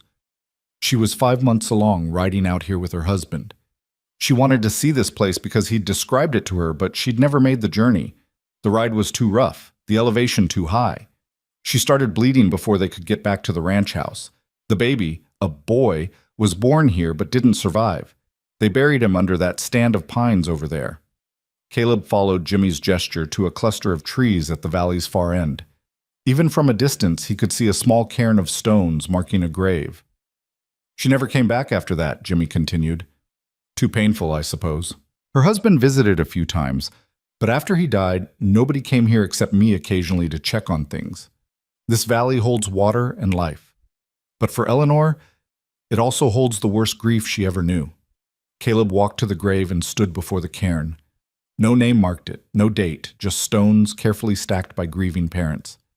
He thought about Eleanor's fierce protection of Red Hollow, her determination that it survive her. Perhaps part of that determination came from here, from loss that demanded meaning, from grief that needed to be transformed into something lasting. "We protect this place," Caleb said, "not just because it's strategically valuable, but because it matters to Eleanor in ways that go beyond business." "I think she'd appreciate that," Jimmy said. The ride back to the ranch house gave Caleb time to process what he'd seen and learned. Hidden Springs wasn't just a water source or a legal advantage. It was a place where Eleanor's dreams had died and where her resolve had been forged. Understanding that helped Caleb understand her better, and understanding her helped him understand what Red Hollow truly represented. Eleanor was waiting in her study when he returned, despite the late hour. She looked exhausted but determined.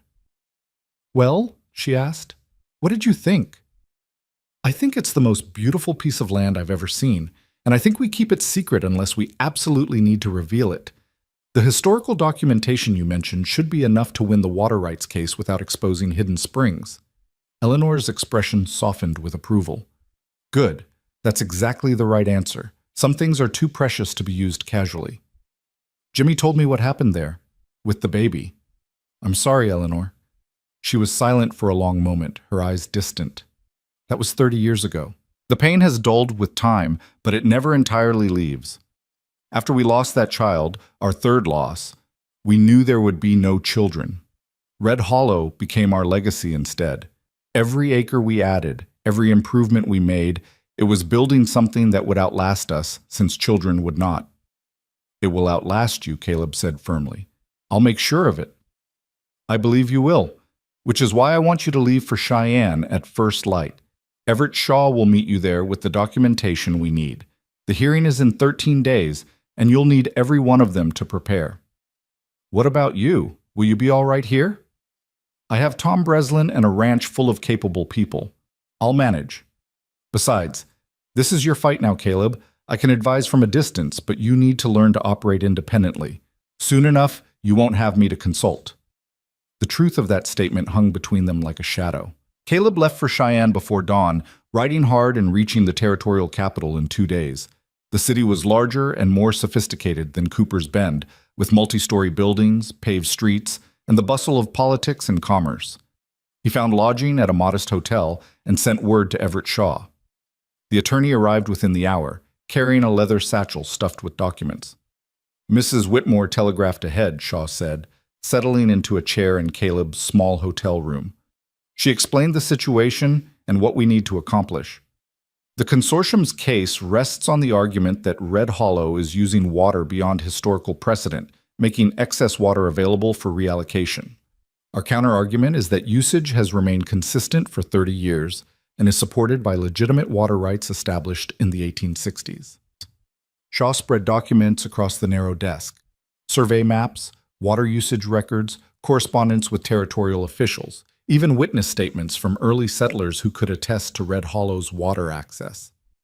"This is impressive," Caleb said, studying the materials. Eleanor wasn't exaggerating about her husband's documentation.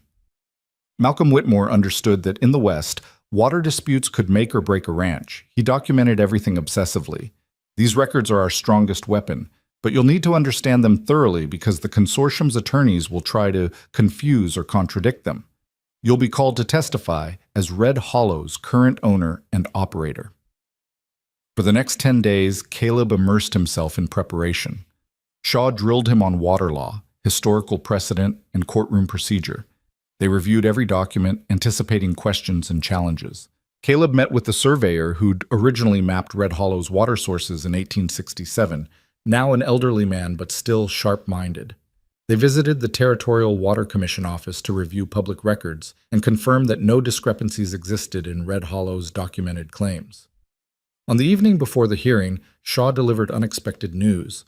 The consortium has added a new attorney to their team, someone with a reputation for aggressive tactics and political connections, a man named Charles Hendricks. Caleb recognized the name from Eleanor's warnings. "He's the one who represents mining interests across 3 territories, right? The one who's never lost a water rights case?" "The same. His involvement suggests the consortium is taking this more seriously than we anticipated. They're not just probing for weakness, they're going for a kill shot." "Can we beat him?" Shaw's expression was grim. In a fair fight, yes. Our documentation is solid, and our legal standing is sound. But Hendricks doesn't always fight fair. He has friends in the territorial administration, including the commissioner who will be presiding over tomorrow's hearing. We need to be prepared for bias, procedural irregularities, and possibly even manipulation of evidence. What do? We fight clean, but we fight smart. We document everything, we object to every irregularity, and we make sure there's a clear record for appeal if necessary. And Caleb, no matter what Hendricks or anyone else says tomorrow, you keep your composure. They'll try to rattle you, make you seem inexperienced or incompetent. Don't give them that satisfaction. The hearing room was larger than the courtroom where Cole's lawsuit had been heard, with high ceilings and formal portraits of territorial officials lining the walls. Water Commissioner Albert Finch presided from a raised bench, a portly man in his 60s whose expression suggested he'd rather be anywhere else. The consortium's legal team sat at one table, 3 attorneys including Charles Hendricks, a silver-haired man with cold eyes and an expensive suit. Behind them sat several well-dressed investors, and in the back row, Caleb spotted Garrett Cole, watching with undisguised interest. Caleb and Shaw sat at the opposing table, their documents organized and ready. A court recorder sat nearby, transcribing everything. Commissioner Finch called the hearing to order and invited the consortium to present their case. Hendricks stood with practiced ease. Commissioner, this case concerns a fundamental question of fairness and resource allocation. Red Hollow Ranch has, for decades, monopolized water access from Sweetwater Creek and its tributaries, using far more than their historical allocation and preventing other legitimate users from accessing this public resource. My clients represent farming operations, small ranchers, and community interests who have been systematically denied fair water access because one large ranch has hoarded this precious resource. He gestured to charts and graphs his team had prepared, showing water usage patterns and alleged overconsumption by Red Hollow. The evidence will show that Red Hollow's current usage exceeds historical precedent by nearly 40%. This excess consumption has contributed to drought conditions affecting neighboring properties and communities. We ask this commission to reallocate water rights equitably, ensuring that all users have fair access to this vital resource. It was a compelling presentation, delivered with confidence and backed by impressive visual aids. Caleb felt a twist of worry. The consortium had clearly invested significant resources into building their case. Shaw stood to respond, his demeanor calm and professional. Commissioner Finch, my client appreciates the consortium's concern for water equity. However, their entire case rests on flawed data and a fundamental misunderstanding of Red Hollow's water rights. We have extensive documentation, surveys, usage records, and legal filings dating back 30 years that prove Red Hollow's current water usage is entirely consistent with historical patterns and fully supported by legitimate water rights established in the 1860s. He presented their documentation methodically, walking through each piece of evidence and explaining its significance. The original survey maps showed water sources and usage patterns. Usage records documented consistent consumption over decades. Legal filings confirmed Red Hollow's rights had been properly registered and maintained. Furthermore, Shaw continued, the consortium's claim that Red Hollow is causing drought conditions is unsupported by any hydrological study or scientific evidence. Drought is a natural phenomenon affecting the entire region, not the result of one ranch's legitimate water usage. The hearing proceeded with testimony from various experts and witnesses. The consortium called a hydrologist who claimed Red Hollow's usage was excessive. Shaw countered with testimony from the original surveyor, whose credibility and experience were unimpeachable. Then Hendricks called Garrett Cole to the stand. Cole testified that as a neighboring rancher, he'd observed Red Hollow's aggressive water usage and the negative impact on surrounding properties. He spoke with practiced concern, painting a picture of a large ranch bullying smaller operations. Shaw's cross-examination was pointed. Mr. Cole, isn't it true that you've been attempting to purchase or acquire water rights from Red Hollow for nearly a decade? I've made offers, yes. Offers that Mrs. Whitmore consistently refused? She did refuse them. And isn't it also true that you recently filed a lawsuit attempting to invalidate Mrs. Whitmore's marriage to Mr. Whitmore, specifically because you hope to destabilize Red Hollow during a leadership transition? Hendricks objected, but Commissioner Finch allowed the question. Cole's jaw tightened. I had concerns about the legitimacy of that marriage. Concerns that were dismissed by a territorial judge who found your claims without merit. The judge made his ruling. So you have a documented history of attempting to acquire Red Hollow assets through various means, all unsuccessful. And now you're testifying in support of a consortium seeking to strip water rights from Red Hollow. Does that seem like coincidence, mister? Cole? I'm testifying about what I've observed, or about what you stand to gain if this commission rules in the consortium's favor. The exchange established Cole's bias, but Caleb could see Commissioner Finch's expression remain neutral, perhaps too neutral, suggesting the kind of predisposition Shaw had warned about. When Caleb was called to testify, Hendricks approached with the confident air of a predator. Mr. Whitmore, how long have you owned Red Hollow Ranch? I married Mrs. Whitmore 2 months ago, making me co-owner. 2 months. So your personal knowledge of Red Hollow's historical water usage is limited? I've studied 30 years of records and consulted with people who've worked the ranch for decades. Studied records provided by your wife, who has a vested interest in maintaining her water monopoly. Studied legal documents and surveys from independent sources, including Territorial Records Office. Hendricks smiled thinly. Mr. Whitmore, before marrying Mrs. Whitmore, what was your occupation? I operated a cattle ranch. A small ranch, correct? About 140 acres? That's correct. And that ranch failed, did it not? You were facing foreclosure? Shaw objected. Relevance, Commissioner? I'm establishing the witness's expertise, or lack thereof, in managing water resources, Hendricks said smoothly. Finch nodded. Answer the question, Mr. Whitmore. My father's ranch faced financial difficulties after his death. Yes. So you went from managing a failing small operation to supposedly running one of the largest ranches in the territory. That's quite a leap. How can this commission trust your testimony about complex water management issues when you have so little experience? Caleb felt anger rising, but remembered Shaw's advice about maintaining composure. My experience level doesn't change the facts documented in 30 years of records. Red Hollow's water usage is consistent, legal, and appropriate. The consortium's case relies on selective data and false claims designed to seize resources they have no legitimate right to. Strong words from someone who married into wealth and is now protecting his inheritance. I'm protecting what's right, Caleb said evenly. If this commission allows water rights to be stripped from legitimate owners based on political pressure and manufactured evidence, no ranch in this territory is safe. The exchange continued with Hendricks probing for weakness and Caleb defending Red Hollow's position. When it finally ended, Caleb returned to his seat feeling battered but intact. The hearing concluded with closing arguments. Hendricks appealed to fairness and community welfare.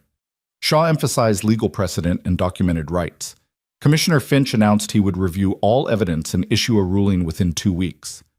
Outside the hearing room, Shaw pulled Caleb aside. That was well done. Hendricks tried to make you seem inexperienced and opportunistic, but you held your ground. What do you think our chances are? Shaw's expression was troubled. Legally, we should win, but Finch seemed too receptive to Hendricks' arguments. I suspect there's been political pressure applied behind the scenes. We may need to prepare for an unfavorable ruling and an immediate appeal. That evening, Caleb sent a telegram to Eleanor, updating her on the hearing's outcome and the uncertain prospects. Her reply came within hours. Trust your instincts. Fight if necessary. Coming home matters more than winning. The message carried layers of meaning. Eleanor was reminding him that some battles were worth losing if they preserved something more important.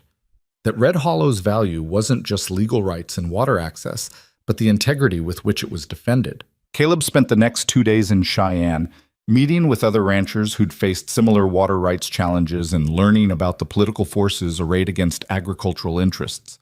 A pattern emerged. Powerful investors and mining companies were systematically pressuring smaller operations, using legal tactics to acquire resources they couldn't obtain through fair negotiation. Red Hollow was simply the largest and most visible target. On the third day, Caleb received an unexpected visitor at his hotel. A man in an expensive suit introduced himself as Marcus Webb, one of the investors Caleb had met during the visit to Red Hollow weeks earlier. "Mr. Whitmore, I wonder if we might have a private conversation," Webb said. Caleb led him to a quiet corner of the hotel restaurant. Webb ordered coffee and studied Caleb with calculating eyes. "I'll be direct," Webb said. "The consortium I represent is prepared to make you a very generous offer. We'll withdraw our water rights claim entirely, and we'll pay Red Hollow $50,000 for perpetual water access to Sweetwater Creek tributaries. That's a significant sum, enough to modernize your entire operation. In exchange for giving you control over our water? In exchange for sharing a resource that's too valuable to be monopolized by one ranch? You're a businessman, Mr. Whitmore. Surely you can see the logic in accepting guaranteed income rather than fighting an expensive legal battle with uncertain outcomes." Caleb set down his coffee cup carefully. "Mr. Webb, I appreciate the directness, but the answer is no. Red Hollow's water rights aren't for sale." Webb's expression hardened. "You're making a mistake. Commissioner Finch is sympathetic to our position. His ruling will likely favor the consortium. You could accept this generous offer now, or you could lose in court and get nothing. Which seems wiser?" "You're telling me the fix is in, that Finch has already decided to rule against us regardless of the evidence. I'm telling you that political realities matter, that fighting battles you can't win is foolish, that sometimes compromise is smarter than principle." Caleb leaned forward, his voice quiet but firm. "Here's what I think, Mr. Webb. I think your consortium knows our legal case is strong, which is why you're trying to buy me off instead of waiting for Finch's ruling. I think you're worried that even if Finch rules in your favor, we'll appeal and eventually win, and I think you're testing to see if I'm the kind of man who sells out when pressured." He stood, signaling the conversation was over. "You can tell your consortium that Red Hollow doesn't surrender to threats or bribes. If Commissioner Finch rules against us, we'll appeal. If the appeal fails, we'll find other ways to protect our rights. But we won't be bought, and we won't back down." Webb stood as well, his face cold. "Then you're condemning Red Hollow to a long, expensive fight it may not survive. Mrs. Whitmore won't live long enough to see the outcome. And when she's gone, you'll be fighting alone against forces you can't possibly overcome.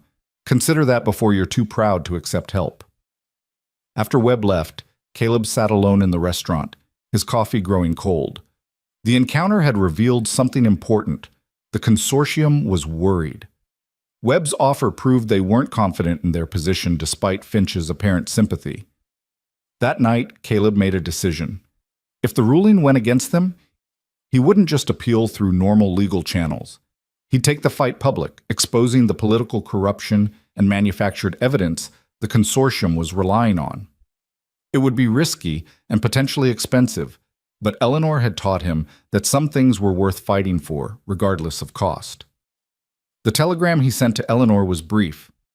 "Declined consortium bribe. Preparing for all contingencies. Will protect Red Hollow, whatever comes." Her reply came the next morning. "Proud of you. Come home.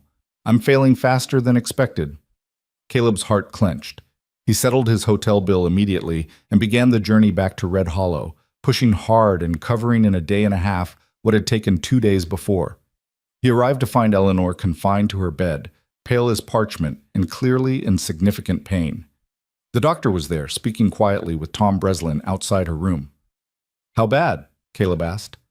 The doctor's expression was grave. "The cancer has accelerated. She has perhaps 6 weeks, maybe less. The pain is becoming unmanageable even with increased medication. I've recommended hospice care, but she's refused." Caleb entered Eleanor's room quietly.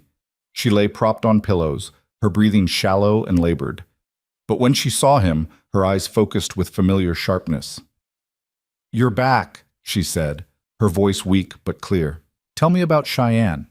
He recounted the hearing, Webb's attempted bribe, and his decision to fight regardless of the ruling. Eleanor listened intently, occasionally nodding. "You did well," she said when he finished. "Better than I expected. Webb's offer proves they're desperate. They know their case is weak. But Finch might rule for them anyway. Then we appeal. And if that fails, we find another way. There's always another way, Caleb. That's what Malcolm taught me. Never accept defeat as long as you're still breathing. She reached out, and Caleb took her hand. It felt fragile, like holding something made of paper and wishes. I need to tell you something, Eleanor said.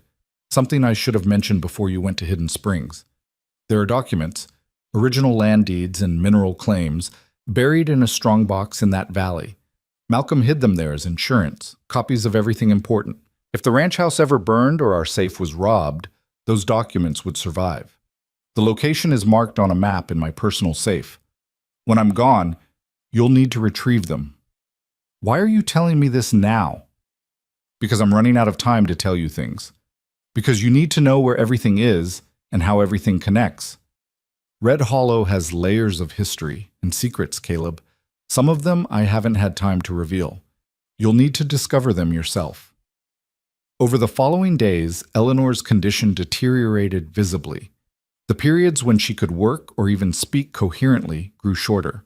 But during her lucid moments, she continued teaching Caleb, revealing details about ranch operations, political relationships, and strategic considerations he'd need to know.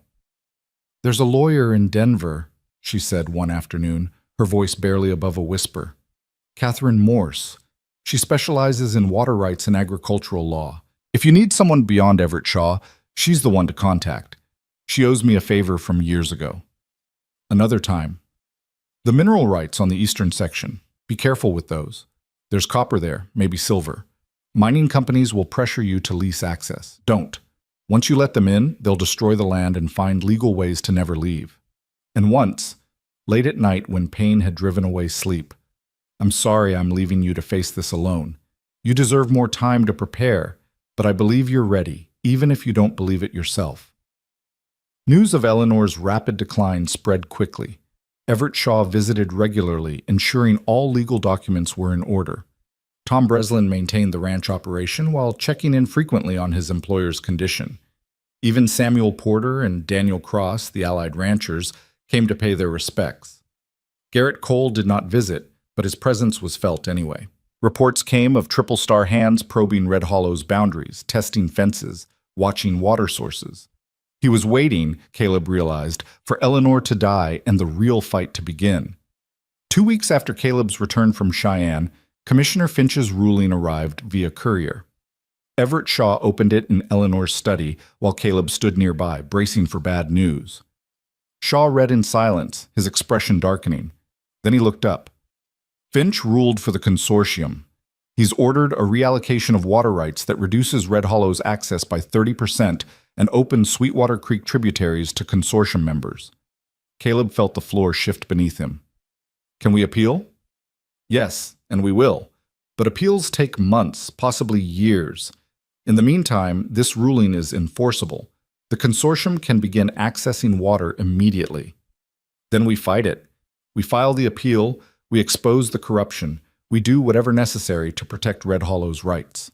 Shaw nodded. "Shaw, I'll begin preparing the appeal documents. But Caleb, you need to understand this is going to be expensive and prolonged. Are you prepared for that?" "I don't have a choice. Eleanor entrusted me with Red Hollow. I'm not giving up pieces of it without a fight." He took the ruling upstairs to Eleanor, who lay in her bed looking more ghost than woman. When he explained the situation, she closed her eyes briefly. "I knew Finch would cave to pressure. He always does." She opened her eyes again, fixing Caleb with an intense stare. "Listen carefully. In my personal safe, there's a ledger bound in red leather.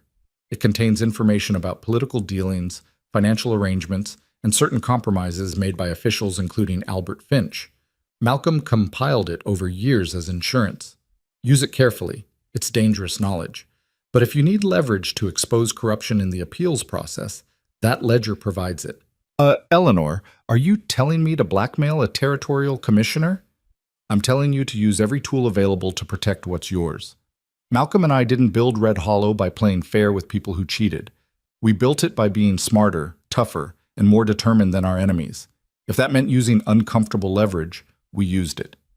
She gripped his hand with surprising strength. "The world isn't fair, Caleb. Good people lose if they're not willing to fight with the same intensity as bad people. I'm not asking you to become corrupt. I'm asking you to be realistic about what it takes to survive." That night, Caleb opened Eleanor's safe and found the red leather ledger. Inside were detailed notes about financial irregularities, political favors, and ethical compromises involving dozens of territorial officials and businessmen. Albert Finch's section documented payments received from mining interests and favorable rulings issued in return. It was, Caleb realized, exactly the kind of leverage that could destroy Finch's career and reputation. It was also the kind of weapon that could turn Caleb into the very thing he'd tried not to become, someone who won through manipulation rather than integrity. He sat in Eleanor's study long into the night, wrestling with the decision. His father would have refused to use such methods, preferring to lose honorably than win dishonorably, but his father had lost everything and died defeated. Eleanor had built an empire by being willing to make hard choices, by understanding that survival sometimes required using weapons others might call unfair. What kind of man was Caleb going to be? The idealist who lost everything defending principle? Or the pragmatist who fought with whatever tools were necessary? By morning, he'd made his choice. He would appeal the ruling through proper channels first, using legal arguments and documented evidence. But if that failed, if the corruption went deep enough that honesty couldn't overcome it, he would use the ledger. Not with pleasure, but with the cold determination of someone protecting something precious. Eleanor had been right. The world wasn't fair, and Red Hollow was worth fighting for, even if the fight required him to become harder than he'd ever imagined. The decision to carry Eleanor's ledger to Cheyenne felt like carrying a loaded gun, dangerous, necessary, and morally ambiguous. Caleb departed Red Hollow 3 days after receiving Finch's ruling, leaving Tom Breslin in charge of the ranch and a nurse attending to Eleanor, whose condition had stabilized slightly but remained precarious. Before leaving, he'd sat with her in the dim bedroom where pain and medication kept her in a twilight state between sleep and waking. "You understand what you're carrying?" she'd asked, her voice thin as paper. Information that could destroy careers and reputations. Information that could save Red Hollow. Use it wisely, Caleb. Don't threaten unless you mean it, and don't reveal it unless you must. But if the appeals process proves as corrupt as Finch's original ruling, you'll need leverage that goes beyond legal arguments. It feels like blackmail. Eleanor's smile was sad and knowing. It is blackmail. Malcolm hated it too, at first. But he learned what I'm teaching you now, that powerful people only respect two things, superior power or the threat of exposure. We don't have superior power, so we have information. Now, riding into Cheyenne under October skies that promised early winter, Caleb felt the weight of that red leather ledger in his saddlebag, like a physical burden. He'd become someone he hadn't been 3 months ago, harder, more calculating, willing to consider tactics his father would have rejected outright. The transformation troubled him, but not enough to stop. Everett Shaw had arranged accommodations at a better hotel this time, and he met Caleb in the lobby within an hour of his arrival. The attorney's expression was grave. "I've filed the appeal and assembled our supporting documentation. We have a hearing scheduled in 6 days before the Territorial Appeals Board. 3 judges instead of 1 commissioner, which improves our odds of fairness. But I've learned something concerning Charles Hendricks has connections to at least one of the judges, a financial relationship through mining investments." "Which judge?" "Harrison Blackwell. He's the senior member of the panel, and his vote carries significant weight. If Hendricks can influence him, we're facing an uphill battle." Caleb felt something harden in his chest. "Then we need to ensure the other 2 judges see through the consortium's lies. What do we know about them?" Judge Margaret Chen is known for her strict interpretation of water law and her intolerance for political manipulation. If we can present our case clearly, she'll likely support us. Judge Robert Aldrich is harder to read, careful, methodical, and reportedly immune to outside pressure, but also conservative in his rulings. He'll need overwhelming evidence to overturn Finch's decision. For the next 5 days, Caleb and Shaw prepared obsessively. They refined their arguments, organized documentation into irrefutable chronological evidence, and prepared responses to every conceivable challenge the consortium might raise. Shaw drilled Caleb on testimony until he could recite historical water usage data from memory. On the 3rd night, Caleb received an unexpected visitor. A knock at his hotel room door revealed Catherine Morse, the Denver attorney Eleanor had mentioned. She was a woman in her late 40s, sharply dressed, and carrying a leather case that suggested she meant business. Mr. Whitmore, Eleanor Whitmore telegraphed asking me to assist with your appeal. I came as quickly as I could. Caleb invited her in, surprised and grateful. Eleanor's condition has been too poor for her to send telegrams herself. How did you... Her doctor sent it on her behalf, with her dictation. She was very specific about what she wanted me to know. Catherine set her case on the table and opened it, revealing files and legal documents. I've reviewed Finch's ruling and Everett Shaw's appeal brief. The legal arguments are sound, but I suspect you're facing political obstacles rather than legal ones. You suspect correctly.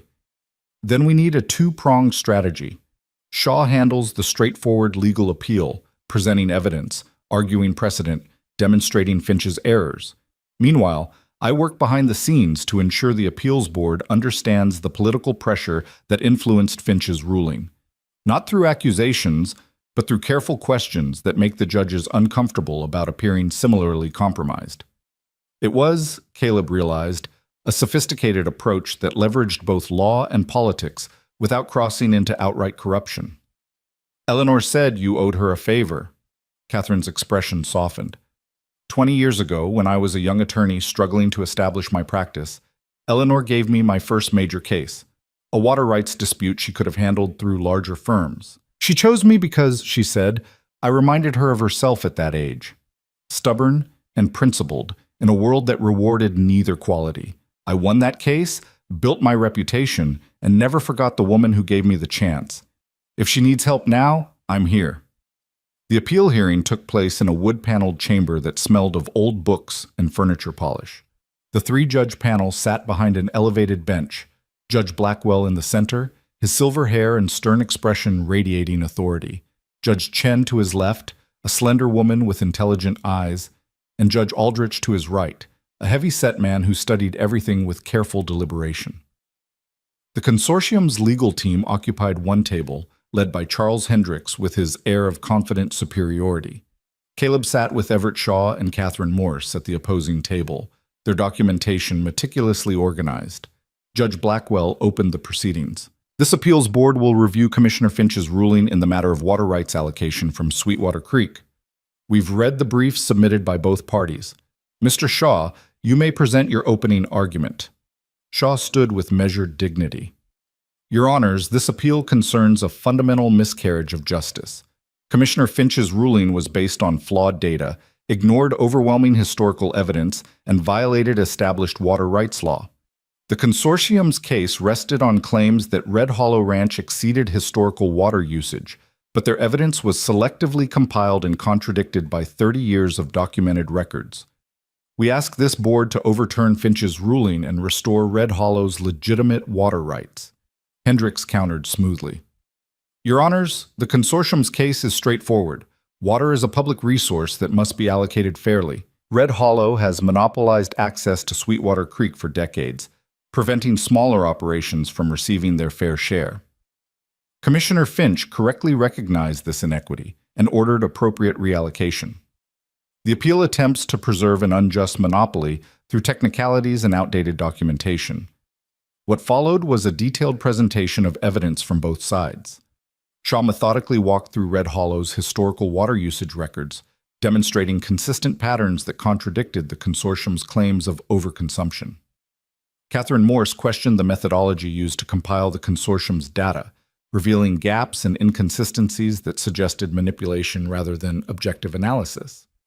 Judge Chen asked pointed questions that suggested she saw through the consortium's arguments. Mr. Hendricks, your expert witness claimed Red Hollow increased water usage by 40% over historical averages.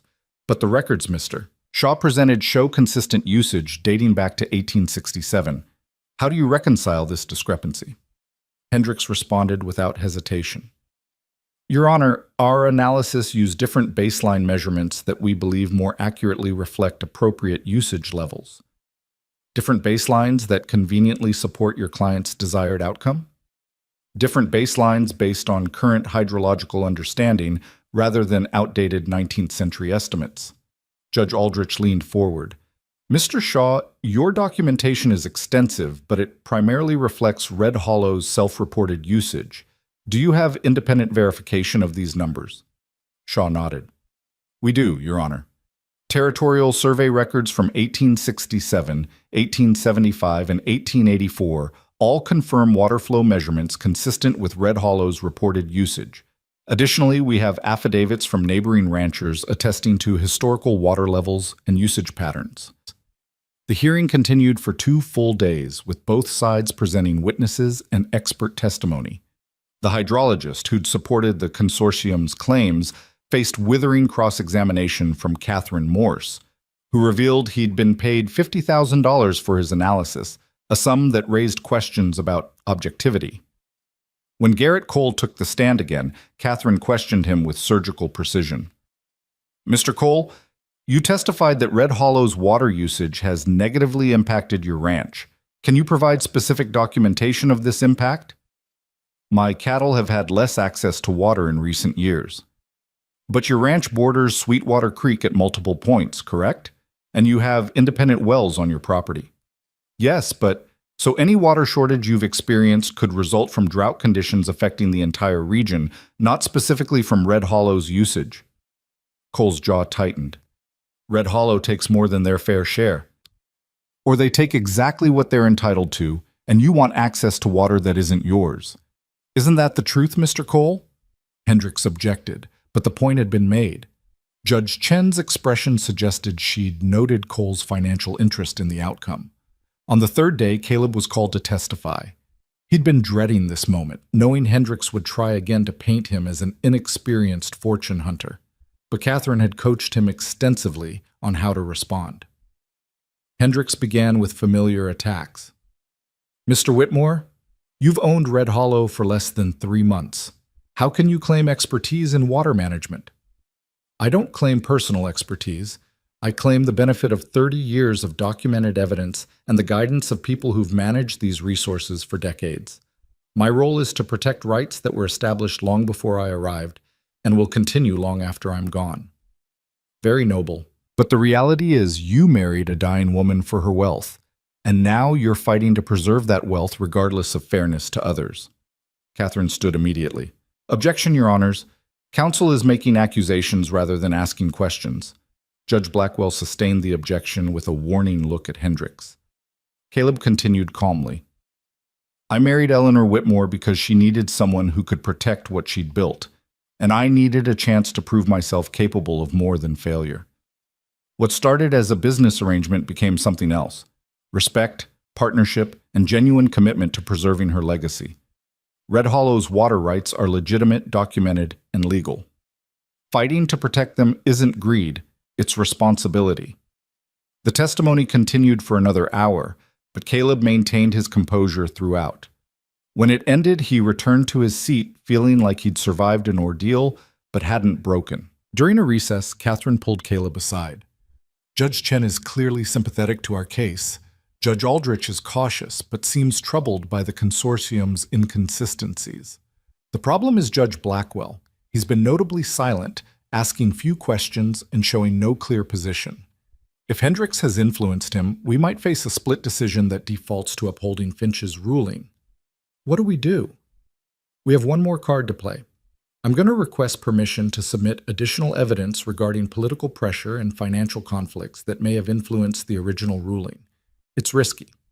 Blackwell could refuse or take offense, but if I can introduce doubt about the process itself, it might sway Aldrich and strengthen Chen's position. The gambit came during closing arguments. Catherine stood and addressed the panel directly. Your Honors, before we conclude, I must bring to the Board's attention serious concerns about the integrity of Commissioner Finch's decision-making process. We have evidence suggesting that financial relationships between consortium members and territorial officials may have influenced the original ruling. Hendricks shot to his feet. Objection. This is a baseless accusation designed to distract from the weakness of opposing counsel's case. Judge Blackwell's expression darkened. Ms. Morse, this is a serious allegation. Do you have concrete evidence to support it? This was the moment. Caleb felt the weight of Eleanor's red ledger in his mind. Catherine had the information. He'd shared relevant portions with her in preparation for exactly this scenario. But actually using it meant crossing a line from legal argument to political warfare. Catherine met Blackwell's gaze steadily. Your Honor, we have documented evidence of financial payments from mining interests to Commissioner Finch prior to his ruling. We also have evidence of similar relationships between consortium members and other territorial officials. We're not making wild accusations. We're stating facts that raise legitimate questions about whether this case has been decided based on law or on political influence. The courtroom went silent.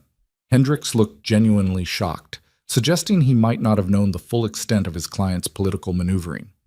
Judge Blackwell's face flushed red. This is highly irregular, Ms. Morse. You're essentially accusing a territorial commissioner of corruption. I'm presenting evidence that raises questions about the decision-making process. If the appeals board finds this evidence irrelevant, we'll accept that judgment. But we believe it speaks directly to whether Finch's ruling was based on legal merit or political pressure. Judge Chen leaned forward. I'd like to see this evidence. Judge Aldrich nodded agreement. As would I. Blackwell looked trapped. Refusing to review the evidence would appear suspicious, but allowing it might expose connections he'd rather keep hidden. Very well, he said tightly. Submit your evidence to the board for review. We'll reconvene tomorrow after examining it. That evening, Caleb and Catherine delivered copies of relevant portions of Eleanor's ledger to the appeals board. The documents detailed payments from mining consortium members to Finch, along with the dates of those payments and their proximity to his ruling. They also included information about financial relationships between consortium members and various territorial officials, though carefully excluding anything that directly implicated Blackwell himself. It was strategic rather than comprehensive disclosure. They were showing enough to raise questions about corruption without turning the ledger into a weapon against the very judges whose favor they needed. Catherine explained the strategy as they walked back to the hotel. We're not trying to destroy everyone in the ledger. We're demonstrating that we could, if necessary. Blackwell will understand the implicit message. Rule fairly, or the next document we submit might include information about his own dealings. That's blackmail, Caleb said quietly. That's leverage. And in a system where political corruption influences legal outcomes, sometimes leverage is the only tool available to honest people. The next morning, the appeals board reconvened with palpable tension in the air. Judge Blackwell looked like a man who'd spent a sleepless night, while Judges Chen and Aldrich appeared energized and ready for battle. Judge Chen spoke first. Having reviewed the evidence submitted by Ms. Morse, I have serious concerns about the integrity of Commissioner Finch's ruling. The documented financial relationships between consortium members and the commissioner raised questions about bias and improper influence.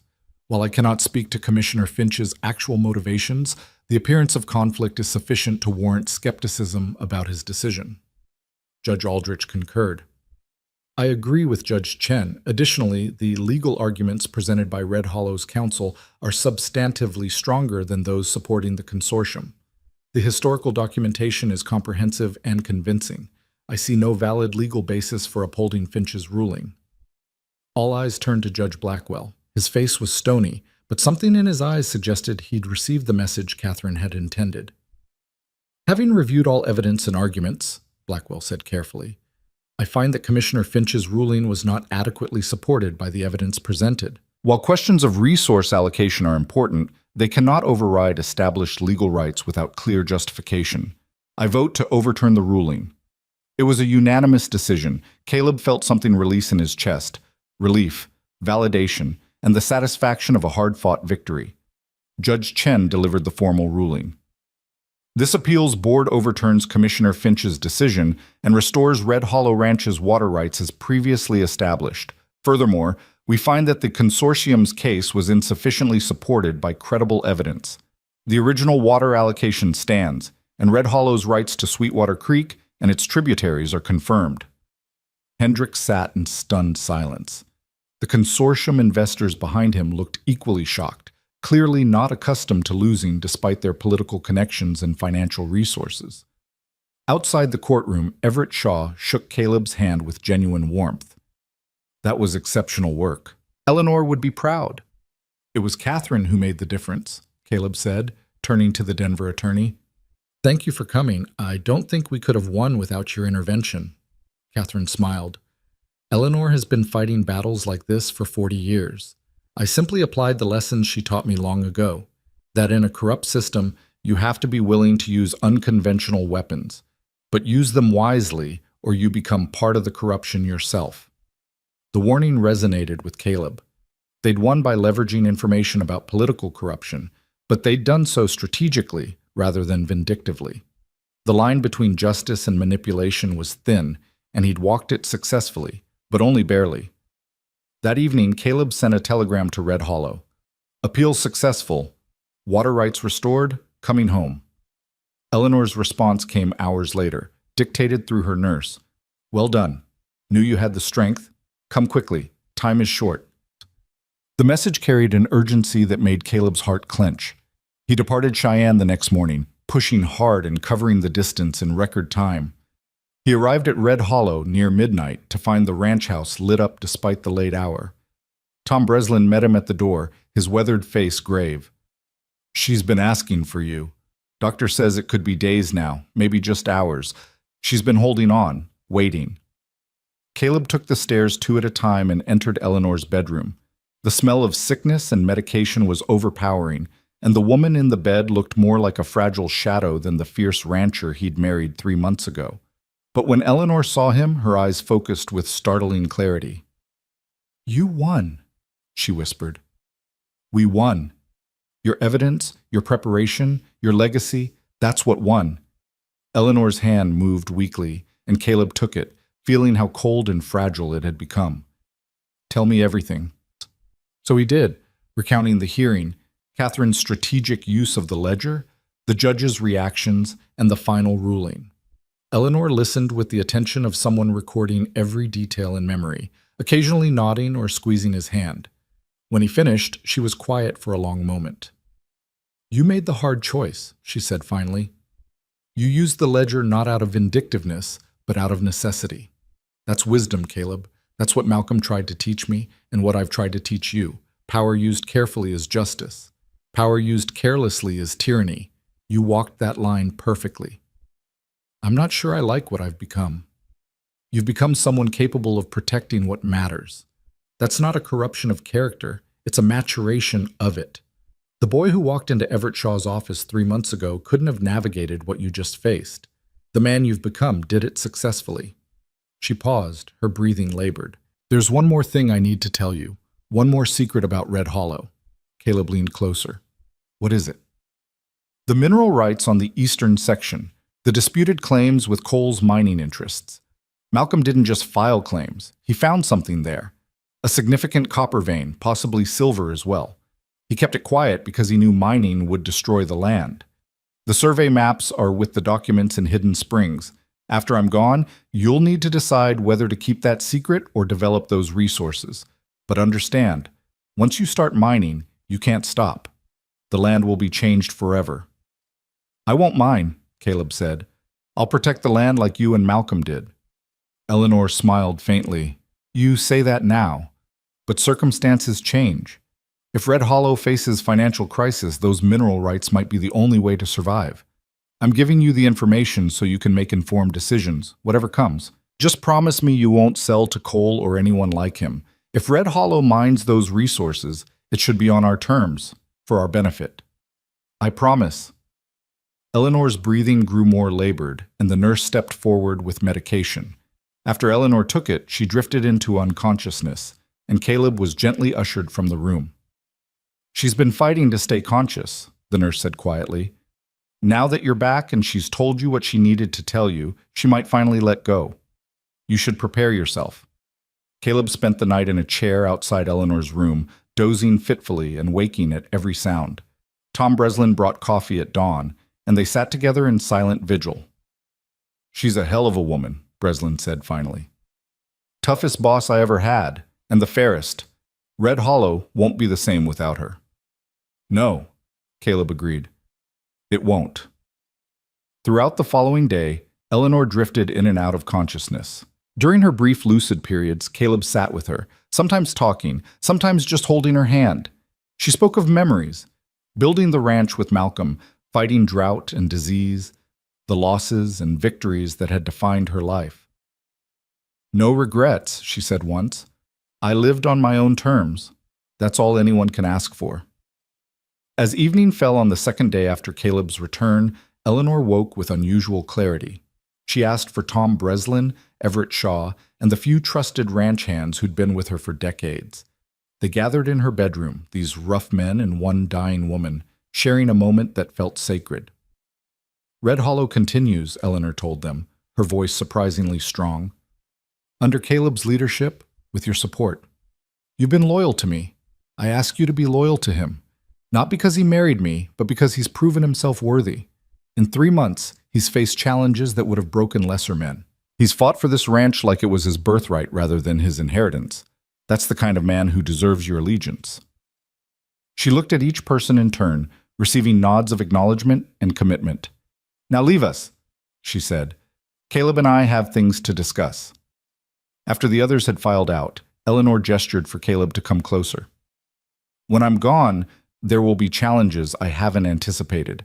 People will test you, circumstances will push you, and you'll face choices I can't prepare you for. But you have something now that you didn't have 3 months ago. You have strength forged through trial. You've proven yourself to me, to this ranch, and most importantly, to yourself. Tears burned in Caleb's eyes.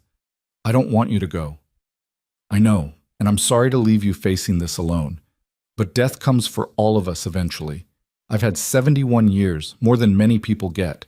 And these last 3 months, watching you grow into the role I needed you to fill, that's been a gift I didn't expect. You've given me hope that Red Hollow will survive and thrive. That's as good a legacy as anyone could want. She reached up with trembling fingers and touched his face. Thank you, Caleb, for taking a chance on a desperate arrangement, for honoring your commitments even when it was hard, for becoming more than I dared hope. You came into my life as a transaction. You've become something far more precious, the son I never had, carrying forward what Malcolm and I built. The words broke something open in Caleb's chest. He'd lost his father 8 months ago. Now he was losing the woman who'd become a second parent, a teacher, a partner in purpose. The grief felt overwhelming. I won't let you down, he managed. Red Hollow will endure, I promise you that. I know it will, because you're protecting it now. Eleanor closed her eyes, and her breathing gradually became slower, more shallow. The nurse checked her pulse and gave Caleb a meaningful look. This was the beginning of the end. Caleb stayed beside Eleanor's bed through the night, holding her hand as her life slowly ebbed away.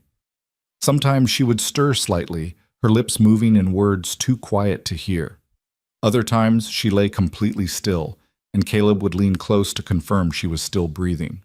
As dawn light began filtering through the bedroom windows, Eleanor's eyes opened one final time.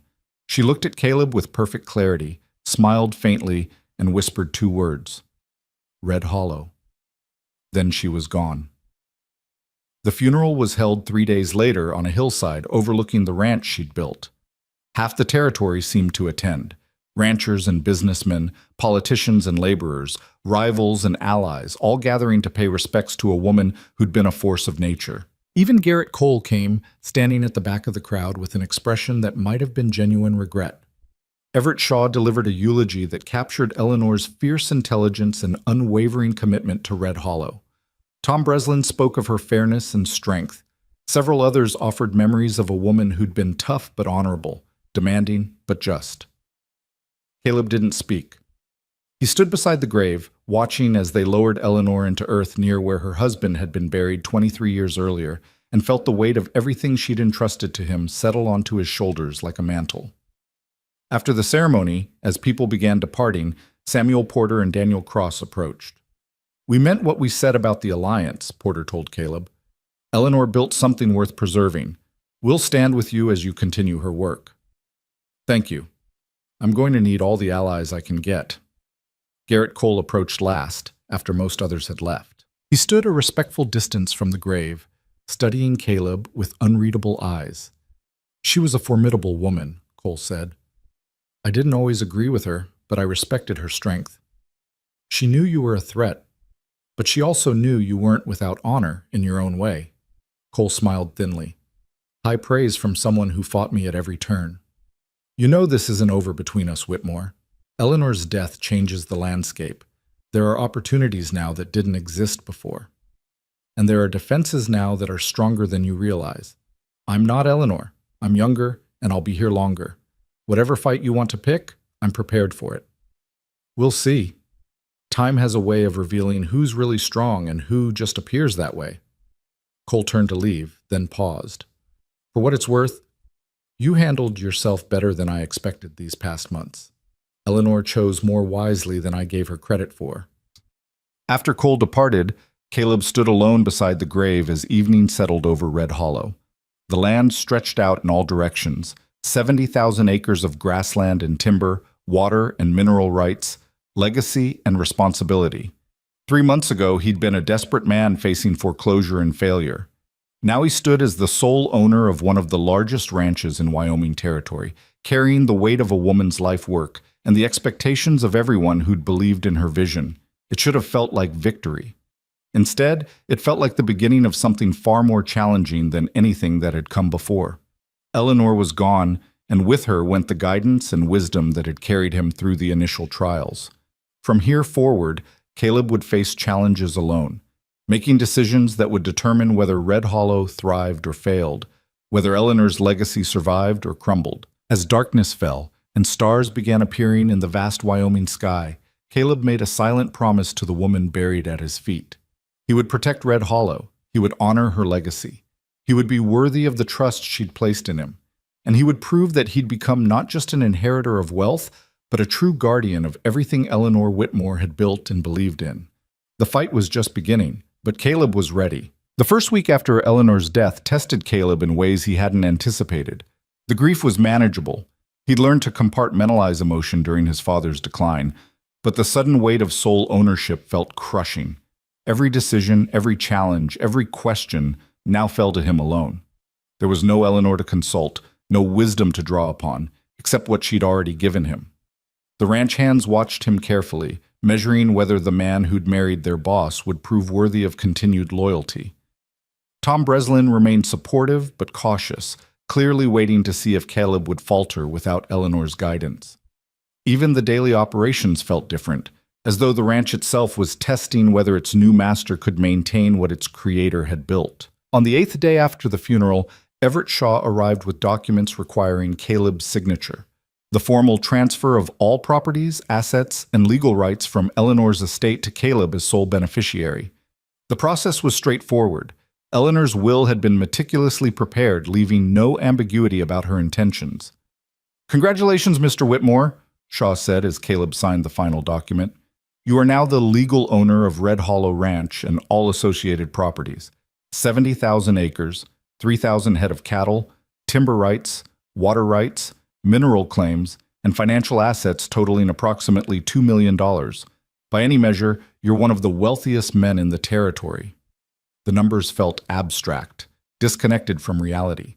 Caleb had gone from desperate poverty to extraordinary wealth in less than 4 months, yet he felt no triumph in it, just responsibility. "There's one more thing," Shaw continued, producing a sealed envelope. "Eleanor left this with instructions that I deliver it to you 1 week after her death. She said you'd understand why the timing mattered." Caleb took the envelope with trembling hands. Eleanor's handwriting on the front read simply, "For Caleb, to be opened alone."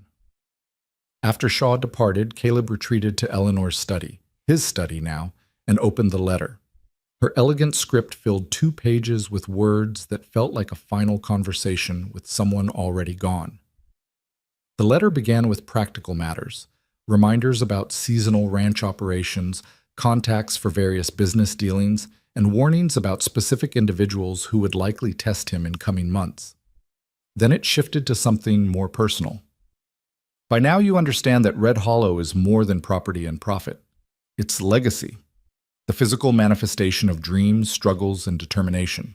Malcolm and I poured our lives into this land, and you've inherited not just our wealth, but our obligation to future generations who will depend on what we've built. You came to me desperate and drowning, willing to make an arrangement that seemed mercenary and cold. But I saw something in you that day, a core of integrity beneath the desperation, a capacity for honor that circumstances hadn't yet destroyed. I gambled that given the chance, You would become more than a fortune hunter. I gambled correctly. These past months watching you grow into this role have been among the most satisfying of my life. You've proven yourself not through words but through choices, choosing to learn rather than simply inherit, choosing to fight for Red Hollow rather than sell it piecemeal, choosing honor over easy compromise. You've become the guardian I needed you to be. But I know you're struggling with questions about who you've become. Whether the hard choices you've made have corrupted something essential in your character. Whether using leverage against corrupt officials makes you no better than they are. I want to address that directly. Power without principle is tyranny. Principle without power is impotence. You've learned to balance both, to be strong enough to protect what matters while remaining decent enough to deserve protecting it. That balance is wisdom, Caleb. Don't mistake it for corruption. You will face more challenges, make harder choices, and walk narrower lines between justice and manipulation. But I trust you to navigate those challenges with the same integrity you've shown so far. You're not the desperate boy who walked into Shaw's office anymore. You're a man capable of carrying forward a legacy that took 40 years to build. Red Hollow is yours now. Protect it fiercely but wisely. Build upon what Malcolm and I started. And when your time comes to pass this legacy forward, choose your successor as carefully as I chose you. With respect, gratitude, and genuine affection, Eleanor. Caleb read the letter 3 times, feeling Eleanor's presence in every word. She'd understood his internal struggle and addressed it with characteristic directness. The validation helped, though it didn't entirely erase his doubts. He placed the letter in the safe beside the red leather ledger, 2 pieces of Eleanor's legacy that would guide him forward. The challenges Eleanor had predicted arrived swiftly. 2 weeks after her death, representatives from a mining consortium, different investors but the same basic pressure, approached Caleb with offers to lease mineral rights on Red Hollow's eastern section. When he refused, they suggested that other arrangements might be negotiated, with implications that suggested corruption or intimidation. Caleb had them escorted off the property with a message. Red Hollow's mineral rights were not available under any circumstances, and future trespassing would be met with legal action. A month later, Garrett Cole made his move. He filed suit claiming that certain boundary markers between Red Hollow and Triple Star had been improperly placed decades earlier, and that approximately 5,000 acres currently considered Red Hollow property actually belonged to Triple Star. It was a brazen land grab based on questionable evidence, but it tied Caleb up in court for weeks. This time, Caleb handled the litigation himself with Everett Shaw's guidance, presenting the original survey documents from Hidden Springs and demonstrating that Cole's claims contradicted official territorial records. The judge dismissed the suit with prejudice, warning Cole against filing frivolous claims. But Cole's lawsuit had revealed something important.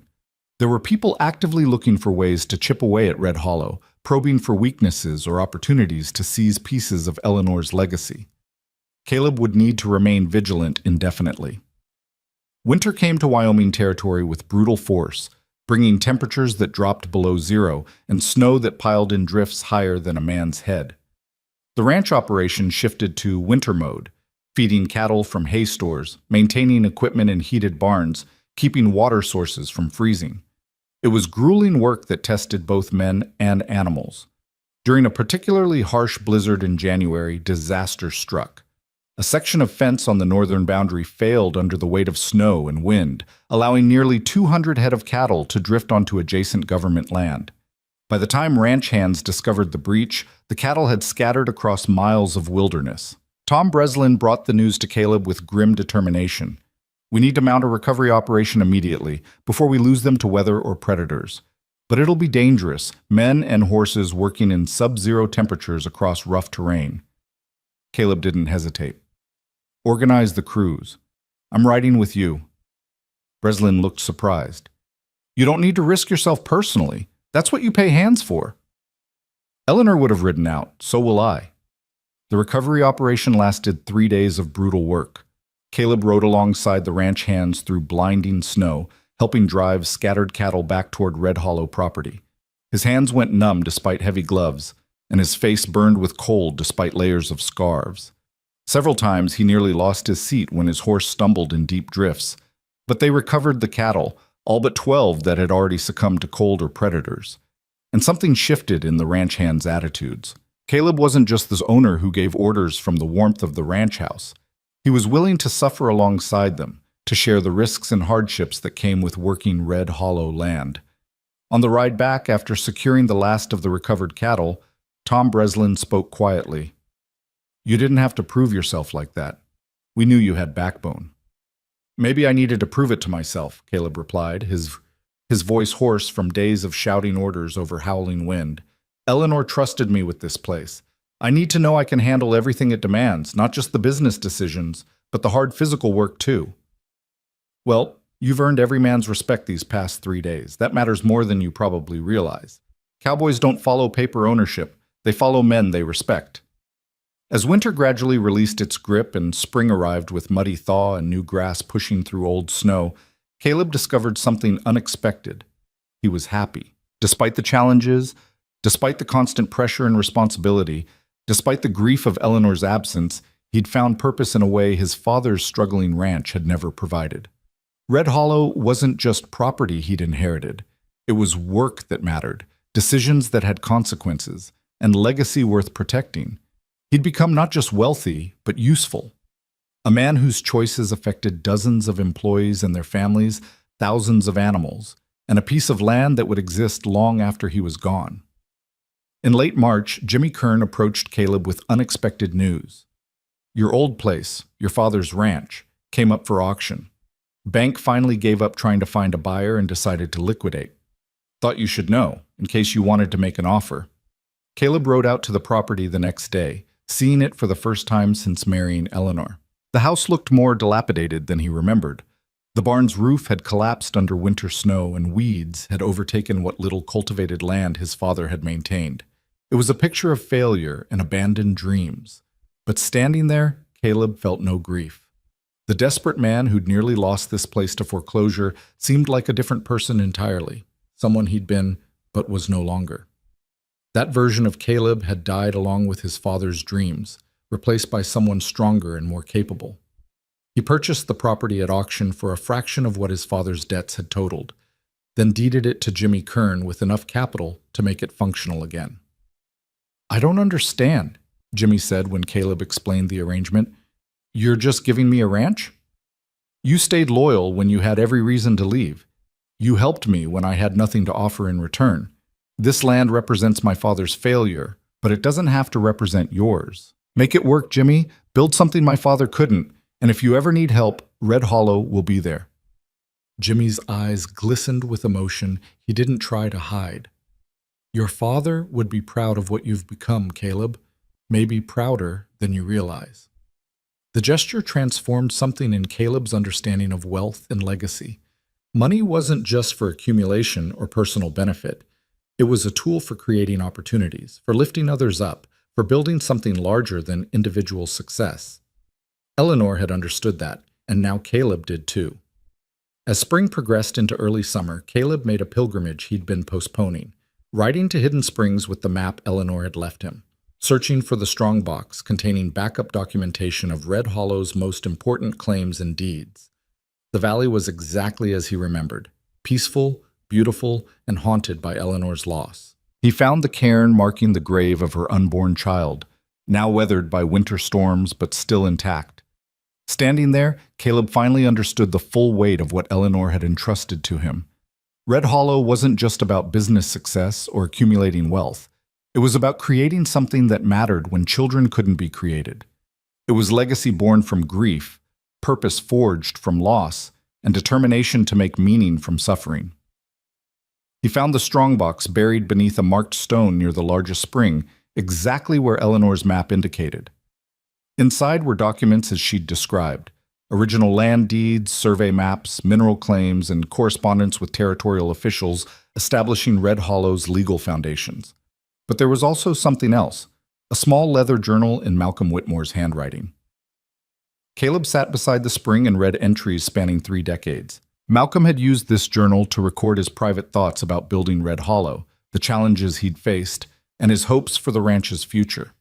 The final entry, dated just weeks before his death, struck Caleb with particular force. "Eleanor is stronger than I ever was. When I'm gone, she'll carry Red Hollow forward with the fierce determination that first made me love her. But I worry about what happens when she's gone too. Who will protect what we've built? Who will understand that this land isn't just property, but purpose, not just business, but legacy? I pray she finds someone worthy, someone who sees Red Hollow the way we do, as something precious and fragile that demands protection. Someone who will fight for it, not because they own it, but because it deserves fighting for. If that person exists, if Eleanor finds them, then everything we've suffered and sacrificed will have meaning that extends beyond our lives. That's all I can ask for. Caleb closed the journal with shaking hands. Malcolm had died hoping Eleanor would find exactly what she'd found. Someone who would protect Red Hollow with the same fierce commitment they'd brought to building it. The weight of that trust settled over Caleb like a benediction and a burden combined. He remained in Hidden Springs for several hours, sitting beside the spring where water bubbled up clear and cold, thinking about the journey that had brought him from desperate foreclosure to guardian of a $2 million legacy. Less than a year had passed, yet he'd been transformed so completely that the man he'd been seemed like a stranger. Before leaving, Caleb did something that felt both necessary and symbolic. He added stones to the cairn marking the child's grave, reinforcing it against future weather and time. It was a small gesture, but it represented acceptance of his role not just as Red Hollow's owner, but as keeper of its history, including the losses and grief that had shaped its creation.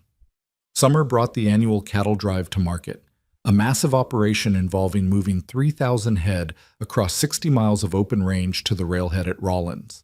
It was Red Hollow's single largest revenue event, and Caleb threw himself into the work with the determination of someone proving he belonged. The drive took 12 days of brutal work, managing thousands of animals across rivers and through canyons, dealing with injuries and equipment failures, sleeping under stars and waking to frost despite the summer season. Caleb rode alongside experienced hands, learning by doing and earning grudging respect through competence rather than ownership. At the railhead, he negotiated directly with cattle buyers, using the knowledge Eleanor had drilled into him about market conditions and fair pricing. The buyers tried the same lowball tactics they'd attempted when Caleb was new to the business, but he refused to budge, ultimately securing prices that exceeded even Tom Breslin's expectations. "You drove a hard bargain," Breslin said as they watched the cattle being loaded onto train cars. "Eleanor would have been proud. Eleanor taught me never to accept less than something's worth. These cattle represent a year of work by dozens of people. They deserve fair compensation." The successful cattle sale generated revenue that secured Red Hollow's financial position through the following year and provided capital for planned improvements. Caleb authorized repairs to several line shacks, purchased new breeding stock, and increased wages for the permanent hands. Decisions that built loyalty and demonstrated his commitment to investing in Red Hollow's long-term success rather than simply extracting wealth. In late August, nearly a year after his desperate meeting with Everett Shaw, Caleb received an unexpected visitor. Catherine Morse arrived from Denver with news both surprising and troubling. "Commissioner Albert Finch has been removed from office," she told Caleb over coffee in the study. "An investigation into his financial dealings, prompted in part by the evidence we presented during your appeal, revealed extensive corruption. He's facing criminal charges and likely prison time." Caleb felt conflicted. "I'm glad the corruption was exposed, but I never intended to destroy the man's entire life." "You didn't destroy it. His own choices did. You simply brought those choices to light when they threatened Red Hollow's legitimate interests. That's not revenge, Caleb. That's justice." "It still feels like I crossed a line." Catherine regarded him seriously. "The line you crossed was from idealism to pragmatism, from believing the system works fairly to understanding it often doesn't. And sometimes good people have to fight with imperfect tools. Eleanor knew that. Malcolm knew it. Now you know it too. That knowledge doesn't make you corrupt. It makes you effective." After Catherine departed, Caleb reflected on how much his understanding had evolved. A year ago, he would have recoiled from using leverage the way they'd used Eleanor's ledger. Now he understood it as a necessary tool in protecting what mattered. The world wasn't divided neatly into heroes and villains. It was full of people making difficult choices in morally ambiguous circumstances. He'd become someone who could make those choices and live with the consequences. September brought the first anniversary of Eleanor's death, and Caleb marked it by visiting her grave with fresh flowers and spending the afternoon in quiet reflection. So much had changed in 1 year. He'd survived challenges that would have broken the desperate man who'd agreed to a marriage of convenience. He'd fought legal battles, navigated political corruption, and proven himself capable of running a complex operation. But more importantly, he'd discovered purpose that went beyond survival or wealth accumulation. Red Hollow had become his life's work, his legacy to protect and build upon, his connection to people, Eleanor and Malcolm, who trusted him with something precious.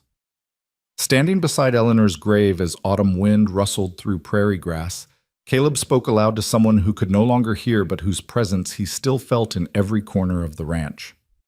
"I've kept my promises. Show. Red Hollow stands strong, protected against everyone who tried to take pieces of it. The water rights are secure, the boundaries defended, the operation profitable. I've honored your legacy the best way I know how, but I want you to know it became more than obligation. Somewhere in this journey, I stopped protecting Red Hollow because I promised you I would, and started protecting it because I genuinely believe it deserves protection.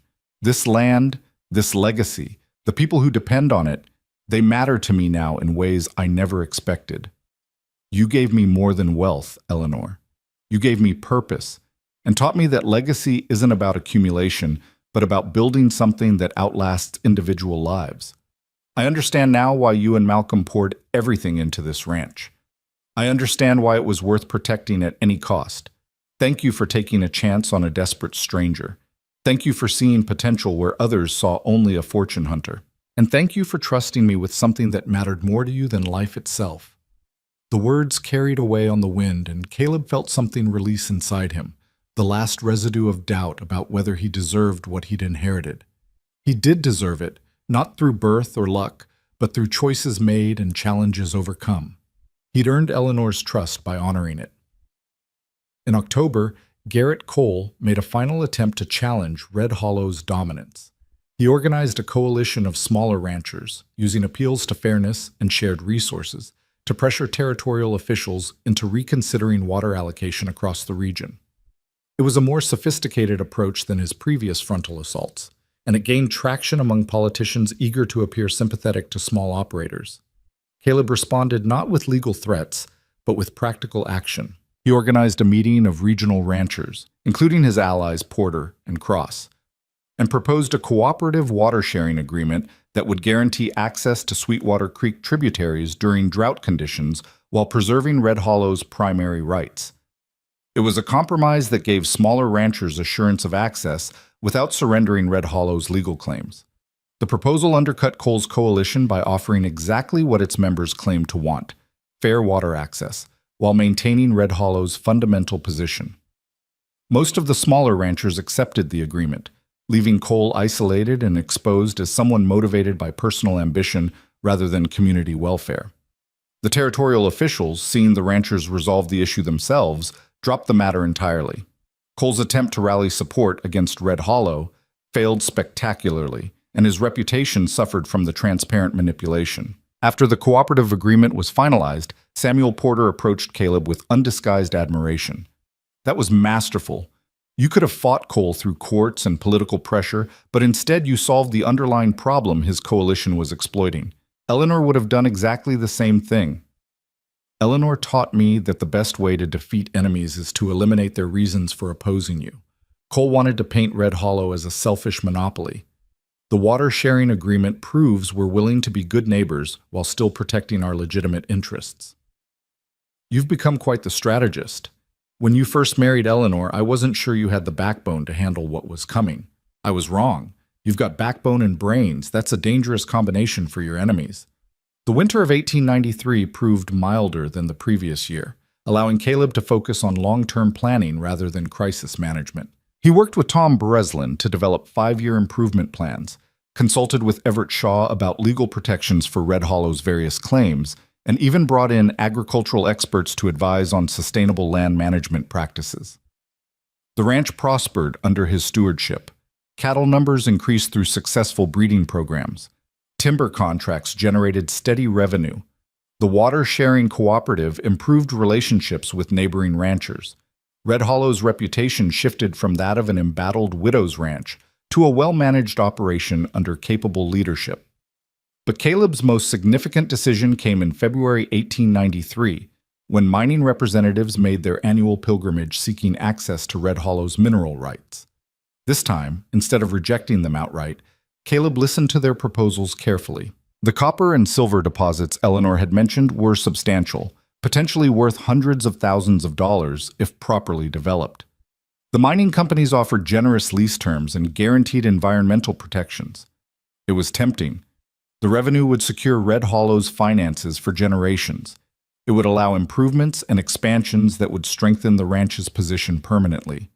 But Caleb remembered Malcolm's decision to keep those deposits secret and Eleanor's warning that mining would change the land forever. He thought about the promise he'd made to protect Red Hollow, not just as a business, but as legacy, something to be preserved and passed forward. "Gentlemen," he told the mining representatives, "I appreciate your offers, but Red Hollow's mineral rights are not available for lease or development. This land has purposes more important than extraction of resources.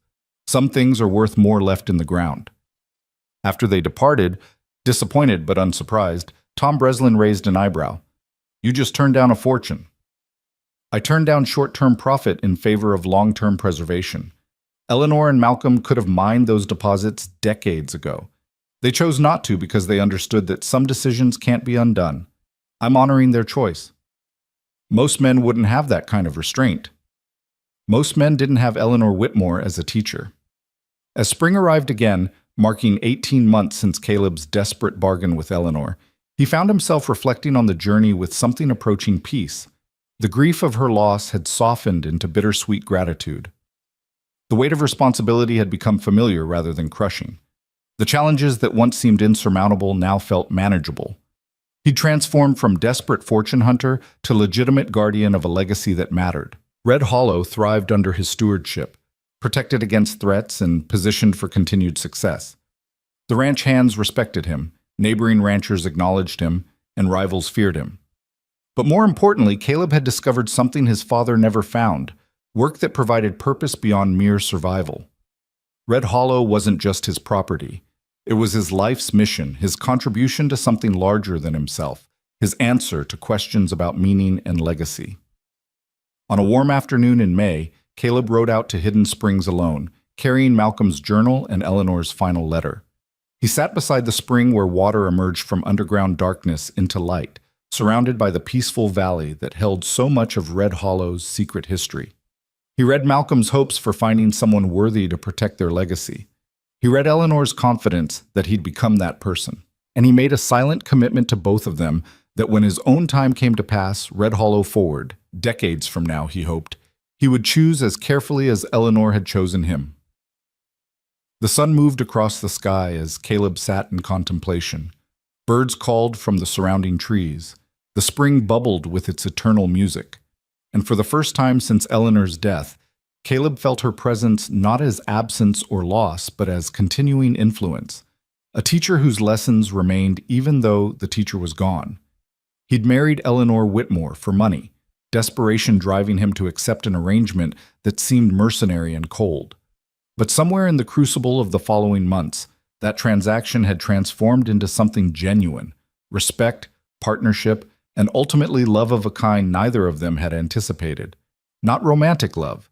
They'd been too far apart in age and circumstance for that. But the love of teacher and student, mentor and protege. Someone passing forward a legacy, and someone receiving it with gratitude and commitment. Eleanor had saved Caleb from financial ruin. But more importantly, she'd given him purpose and taught him that wealth meant nothing without wisdom to guide its use. That legacy wasn't about accumulation, but about building something worth preserving. That true strength came not from avoiding hard choices, but from making them with integrity intact. He'd come to her drowning and desperate. She'd trusted him with everything she had, betting that given the chance, he would become worthy of that trust. She'd won that bet. As evening approached and lengthening shadows transformed Hidden Springs into a place of magic and memory, Caleb stood and walked to the cairn marking the grave of Eleanor's lost child. He added more stones, reinforcing the memorial against time and weather, ensuring it would endure. Then he mounted his horse and rode back toward the ranch house visible in the distance, its windows catching the last light of day like promises kept and responsibilities honored. Red Hollow stood intact, protected, preserved, and positioned to endure for generations beyond Caleb's lifetime. Eleanor's legacy lived on not in monuments or grand gestures, but in the daily work of running a ranch with integrity, treating people fairly, and making decisions that prioritize long-term preservation over short-term profit. 9 days after marrying for money, Caleb had realized he'd inherited something far greater than wealth. He'd inherited purpose. Now, nearly 2 years later, he understood that purpose had transformed him completely. He was no longer the desperate man drowning in his father's failures. He was the guardian of a legacy that mattered, protector of land and history that would outlast him, keeper of trust placed in him by a remarkable woman who'd seen potential where others saw only desperation. Eleanor Whitmore had gambled on a stranger, offering him salvation in exchange for loyalty. That gamble had paid dividends neither of them could have fully anticipated. Caleb had become not just Red Hollow's owner, but its true heir.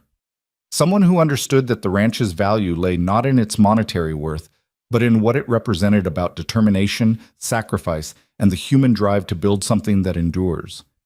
As stars began appearing in the darkening sky and Red Hollow settled into evening quiet, Caleb felt a profound sense of gratitude for the unlikely journey that had brought him from foreclosure to fortune, from desperation to purpose, from fortune hunter to faithful guardian. Eleanor was gone, but her spirit lived on in every acre of land she'd protected, every decision guided by her wisdom, every challenge met with the strength she'd helped him develop. She'd trusted him with her life's work, and he'd proven worthy of that trust. Red Hollow would endure. The legacy would continue.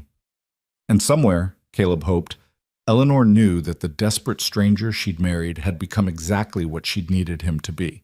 Not lucky or opportunistic, but honorable. Not a beneficiary, but a defender. Not a fortune hunter, but the true guardian of everything she'd believed in and fought for. The marriage bargain that had seemed so cold and calculated had become something sacred.